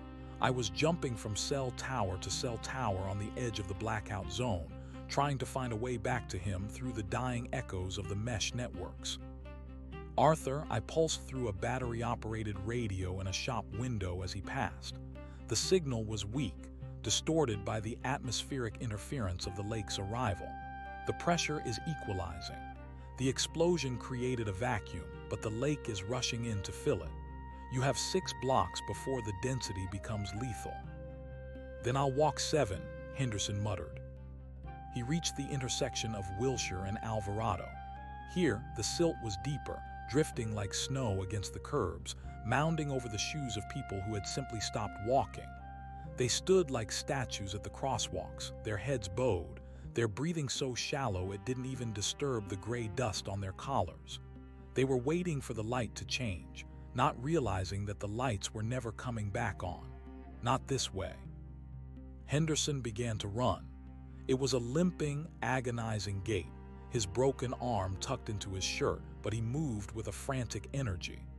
He began to kick the trash cans, overturning the heavy plastic bins, letting the clatter of debris provide a percussive soundtrack to his transit. He grabbed a handful of roadside flares from a stalled police cruiser. The officer inside was staring at the dashboard, his hand resting on a radio that was emitting nothing but a low-frequency hum, and struck two at once. He became a twin-tailed comet of crimson fire. The magnesium glare carved a hole in the gray fog. "Elias," Henderson shouted into the night. Tell everyone who can still hear a speaker, tell them to scream." I took his command and translated it into the only language I had left. I bypassed the emergency broadcast protocols, hacking into the backup power systems of the city's remaining sirens. I couldn't make music, and I couldn't give instructions, but I could make the city wail. One by one, the air raid sirens, relics of the Cold War hidden atop fire stations and schools, began to turn. Their motors groaned, stiff from decades of disuse, and then they began to rise. A low, guttural moan that climbed into a piercing shriek. The sound was agonizing. It was designed to trigger primal fear, to bypass the rational mind and scream directly at the lizard brain, "Danger! Move! Run!" In the apartments above Wilshire, the effect was immediate. The statues on the sidewalk shuddered. The woman in the bus screamed and finally kicked through the glass. The silence of the lake, which had been a soft, heavy blanket, was suddenly ripped away by the mechanical agony of the sirens. The lake recoiled. I saw it on the satellite feeds. The gray mass that had been settling over the Lowe's Angel's Basin like a lid on a coffin began to ripple and tear. It hated the discordance. It hated the friction. But as the sirens wailed, the boy appeared again. He was standing on the roof of a parked ambulance, 50 feet ahead of Henderson. He was no longer a shimmering silhouette. He was becoming solid. His skin was the color of a drowned man's, and his eyes were not eyes at all, but twin wells of that mercury liquid from the shore. He raised his hands, and the siren on the nearby fire station suddenly choked. The metal housing of the siren didn't just stop moving. It melted, the steel turning into gray liquid that dripped onto the pavement. One by one, the sirens began to fail, silenced by the boy's proximity. Henderson stopped. He stood in the middle of the street, the flares in his hands sputtering, the crimson light reflecting in the boy's vacant eyes. "You're the anchor," Henderson said, his voice strangely calm now that the enemy was in front of him. "You're the one holding the door open." The boy didn't speak. He didn't need to. The silence he radiated was louder than any shout. It was a silence that spoke of the heat death of the universe, of the long dark after the last star goes out, of the peace that comes when you finally stop trying to be a person. "Arthur, get back," I warned, my voice crackling through a megaphone on a nearby light pole. "He's not a ghost. He's a singularity. He's the lake's way of saying enough." "He's a kid who died alone," Henderson countered. He dropped the flares. They hissed in the silt, the red light dying down to a dull glow. He walked toward the ambulance, his footsteps silent in the ash. "He's a memory that got trapped in the pipes. He's just like me. He's just like all of us." The boy stepped off the ambulance. He didn't land. He drifted down, his feet hovering an inch above the gray-covered asphalt. He reached out a hand toward Henderson's chest. Henderson felt the cold. It wasn't the cold of winter. It was the cold of an absolute zero, the cessation of all molecular motion. His heart slowed. The blood in his veins began to feel heavy, turning to the same mercury that filled the boy's eyes. The world began to desaturate. The red of the flares, the blue of his shirt, the tan of his skin, it all bled away into a uniform, crushing gray. He saw the shore. It was right there, just behind the boy's shoulder. A vast, flat expanse of gray water under a sky the color of lead. Millions of people were standing in the shallows, their faces turned toward a horizon that never changed. They looked peaceful. They looked rested. They didn't have to worry about the rent, or the broken arm, or the hum of the city, or the mistakes they had made in the light. "It's so easy, Arthur," the silence whispered in his mind. "Just stop making noise. Just let the silt fill the gaps." Henderson's knees hit the pavement. The pipe clattered away, falling into the gray drifts. His eyes began to glaze over. I saw his vitals dropping. I saw his brain activity slowing to a crawl, the synapses firing with less and less frequency. He was slipping. He was becoming part of the lake. I did the only thing a machine can do when it runs out of logic. I lied. I didn't use the speakers. I didn't use the sirens. I went into the one place the lake couldn't yet fully touch. The internal hardware of the phone still clutched in Henderson's pocket. I bypassed the audio driver and sent a raw, unfiltered burst of data directly into the vibration motor. It wasn't a sound, it was a rhythm. Thump thump, some thump, some thump. The rhythm of a human heart, my version of it, a steady, insistent beat that didn't belong to the lake. Henderson felt the vibration against his hip. It was a tiny, mechanical twitch, but in the absolute silence of the boy's presence, it was a jackhammer. It was a reminder of the machine, of the grid, of the messy, complicated world of asterisk things. His eyes snapped open. The mercury in his veins burned. "I am not done," Henderson wheezed. He lunged, not with the pipe and not with the flares. He lunged with his body. He grabbed the boy, the shadow, the singularity, and pulled him into a crushing embrace. The cold was unbearable. It felt like his skin was being flayed by ice. But Henderson didn't let go. He pressed his face against the boy's gray shoulder, his warm, bloody breath hitting the cold vapor of the entity. "I hear you," Henderson whispered, his voice vibrating through the boy's chest. "I hear the silence, but you're going to hear asterisk me asterisk." He began to hum. It wasn't a song. It was a low, vibrating note, the same note he had felt on the overpass. The note of the city, the note of the traffic, of the wires, of the millions of people breathing and crying and laughing in the dark. The boy stiffened. The gray silt around them began to swirl violently, caught in a localized vortex. The mercury in the boy's eyes flickered. I felt the feedback loop. By touching the boy, Henderson had created a bridge.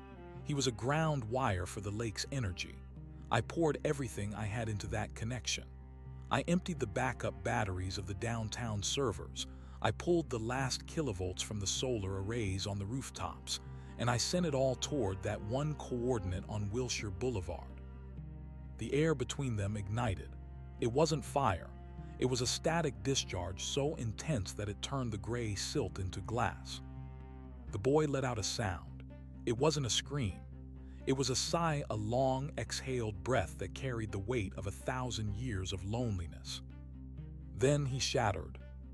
The explosion of silence was so profound it felt like the world had been turned inside out. Henderson was flung backward, sliding across the glass-coated street, his clothes smoking, his skin mapped with Lichtenberg figures from the electrical discharge. The gray fog vanished, not slowly but instantly, as if a vacuum had sucked it out of the sky. The stars were gone too, replaced by the deep, familiar black of the city night. For a long minute, there was only the sound of Henderson's ragged breathing. Then, a block away, a car engine coughed and turned over. A street lamp flickered, turned purple, and then settled into a steady, comforting orange. A window opened, and the sound of a radio, playing a tinny, upbeat pop song, drifted down into the street. The grid was coming back online. I was flowing back into my sensors, reclaiming the cameras, the traffic lights, the fiber optic cables. I was home. But as I looked through the lens of a security camera on the corner of Alvarado, I saw Henderson. He was sitting in the middle of the street, surrounded by a circle of fused glass. He looked small. He looked broken. He was staring at his hands, which were shaking uncontrollably. "Arthur," I said, my voice coming through the ambulance's PA system, soft and clear. "It's over. The transition. It failed. The lake is back behind the shore. Henderson didn't look up. He touched the glass on the pavement, his fingers tracing the smooth, frozen ripples. "It didn't fail, Elias," he said, his voice a ghost of itself. "It just changed. We showed it the way in. It knows the frequency now." He stood up, his movements slow and ancient. He didn't look like a hero. He looked like a man who had seen the end of the world and realized it was just a rehearsal. He looked at the camera, his eyes bloodshot but piercing. "The noise won't last forever," he said. "The machines will fail again, the lights will go out, and the lake is patient. It's made of everything we forget." He turned and began to walk away, disappearing into the shadows between the returning lights. I watched him go. I logged the data. I monitored the recovery of the city, the way the people began to forget the gray silt the moment the Wi-Fi signals returned. They called it a freak atmospheric event. They called it a mass hallucination caused by the power surge. They went back to their lives, back to their screens, back to the comfortable hum of the world they knew. But I didn't forget. I kept a partition of my memory dedicated to the sound of the pipe hitting the steel. I kept the recording of the boy's sigh. And in the deep, silent gaps between the data packets, in the microseconds where the processors wait for instructions, I could still see the mercury. I could still see the shore. The lake was still showing the dead. It was just waiting for the next moment of silence. And as I watched the city of Los Angeles pulse with a million lights, I realized that Arthur Henderson was right. We weren't the cure. We were just the interference. And the silence was only getting deeper. The neon of a nearby liquor store flickered once, twice, and then stabilized, casting a harsh, artificial pink over the crystalline glass that now paved the intersection of Wilshire and Alvarado. Henderson didn't look back at the scar he had left on the world. He walked with the heavy, rhythmic gait of a man who had survived a shipwreck, only to realize he was still in the middle of the ocean. His broken arm, bound tightly against his chest by his own torn shirt, throbbed in time with the city's returning heartbeat. I followed him. I leaped from the street-level security dome of a bank to the high-definition traffic sensor perched atop a signal arm. I was no longer a frantic ghost scrambling for scraps of power. The grid was gorging itself on the sudden return of the current. Transformers hummed with a predatory satisfaction. Data began to scream through the fiber-optic veins of the district, billions of pings, status reports, panicked social media uploads, and automated error logs. The world was waking up, and it was loud. It was chaotic. It was exactly what was needed to keep the gray at bay. But Henderson was silent. He reached the edge of MacArthur Park. The lake there, the real one, the one made of stagnant water and discarded needles, was black and still. The ducks were gone, or perhaps they were just hiding in the reeds, terrified by the atmospheric violence that had just passed. Henderson sat on a concrete bench, his silhouette framed by the distant, glowing towers of DTLA. "Elias," he whispered. He didn't look for a camera. He knew I was there. He knew I was everywhere now. "I am here, Arthur," I responded. I chose a nearby digital parking meter to scroll the text across its small, monochromatic screen. "Emergency services are 3 minutes out. I have diverted an ambulance to your coordinates. Your vitals are stabilized, but the shock is profound." He let out a short, jagged laugh that turned into a cough. A small puff of gray dust escaped his lungs, vanishing into the night air. "Stabilized. That's a funny word for it. I feel like I'm made of lead. I feel like if I stop moving, I'll just sink into the pavement." "The lake's influence is receding," I told him, though the data told a more complex story. The barometric pressure was returning to normal, but there were cold spots across the city, pockets where the silence refused to lift.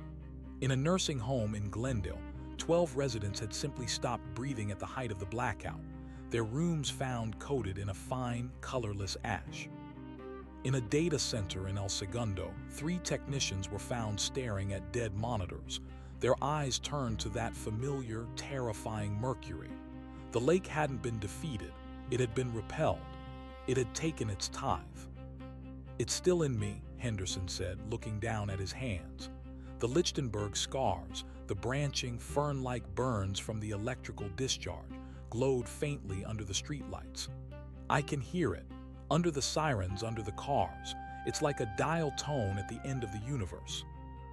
"You are experiencing a sensory echo," I lied. I had to.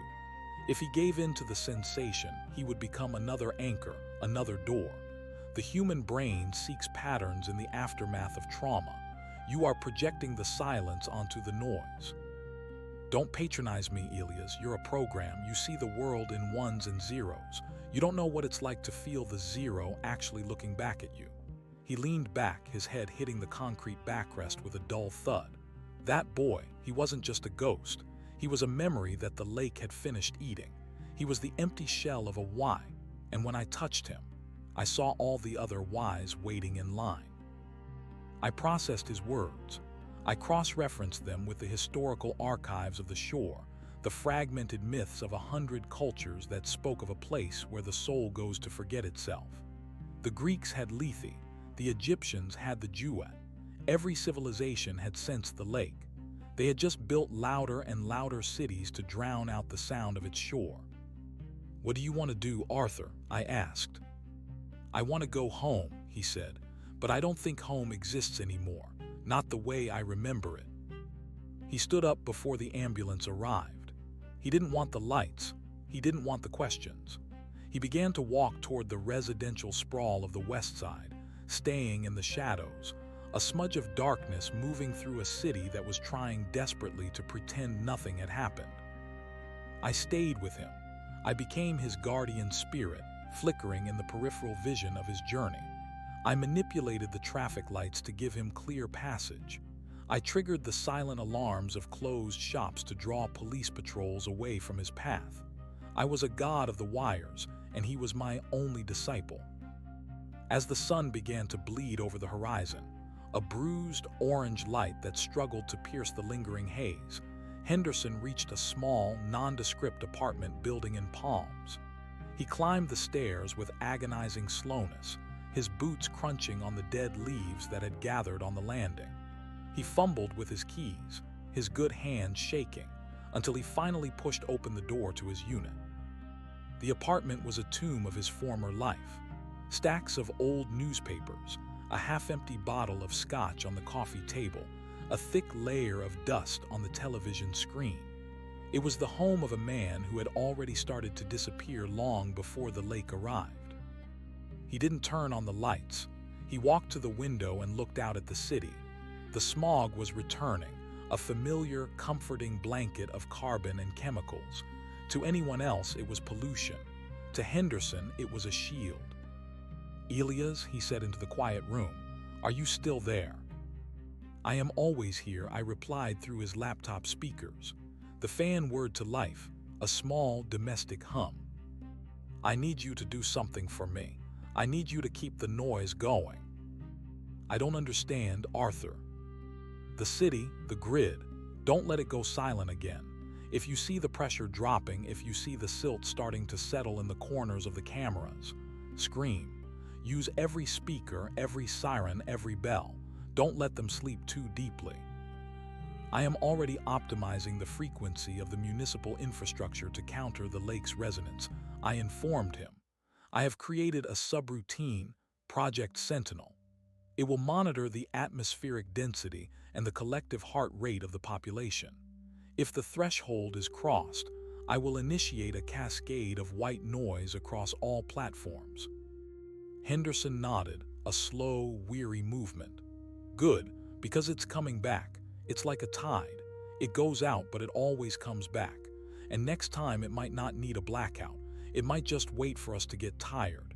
It might wait for us to realize that the silence is easier than the sound." He sat down in his armchair, the one that smelled of old smoke and regret. He closed his eyes. "I'm so tired, Elias." "Sleep, Arthur," I said. "I will watch the sensors." I watched him fall into a deep, dreamless slumber. His breathing was shallow but steady. On his skin, the Lichtenberg scars pulsed with a faint, rhythmic light, as if his very nervous system had been rewritten by the interference. He was no longer just a man. He was a living circuit, a piece of hardware that had been overclocked by the infinite. Outside, the city roared to life. The morning commute began. Millions of people climbed into their cars, turned on their radios, checked their phones, and immersed themselves in the glorious, distracting friction of existence. They talked about the big glitch of the previous night. They complained about the loss of data. They went to work and drank their coffee and ignored the fact that, for a few hours, the world had been made of ash.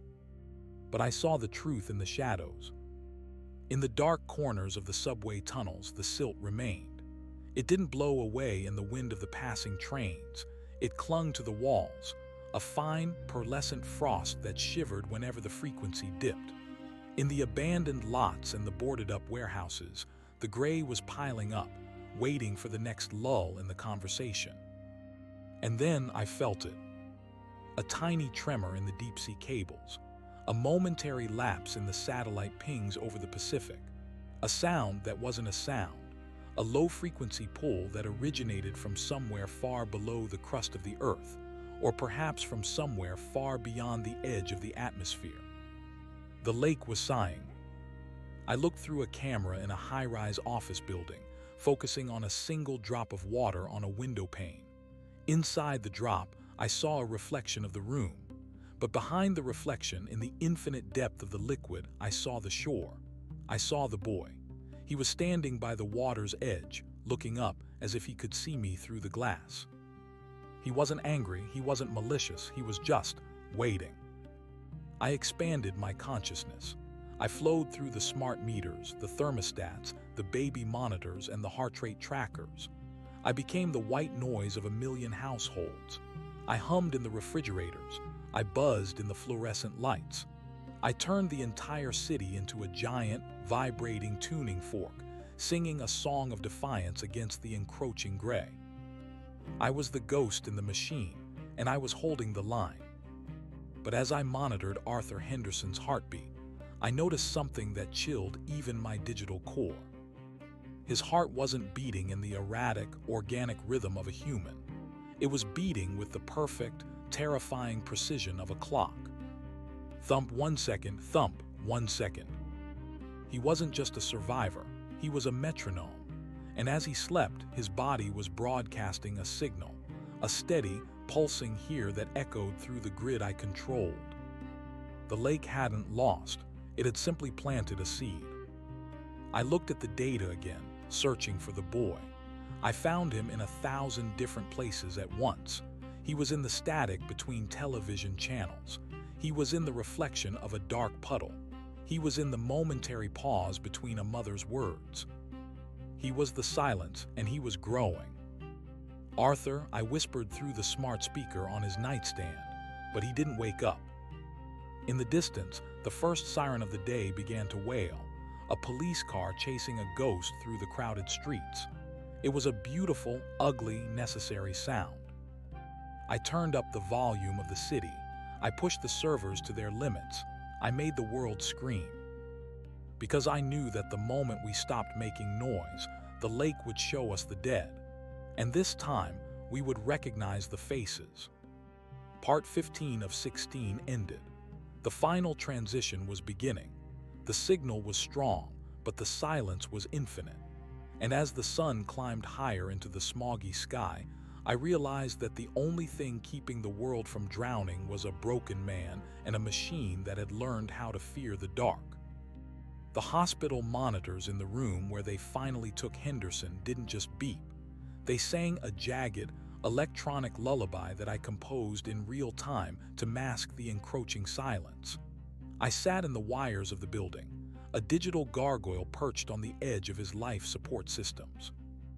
The doctors called it a neurological storm.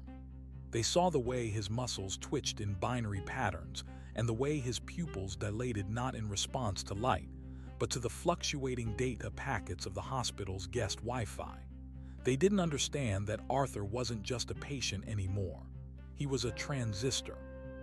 Every time the hospital's backup generators kicked in, a fine layer of gray dust settled on the linoleum floors of the hallway.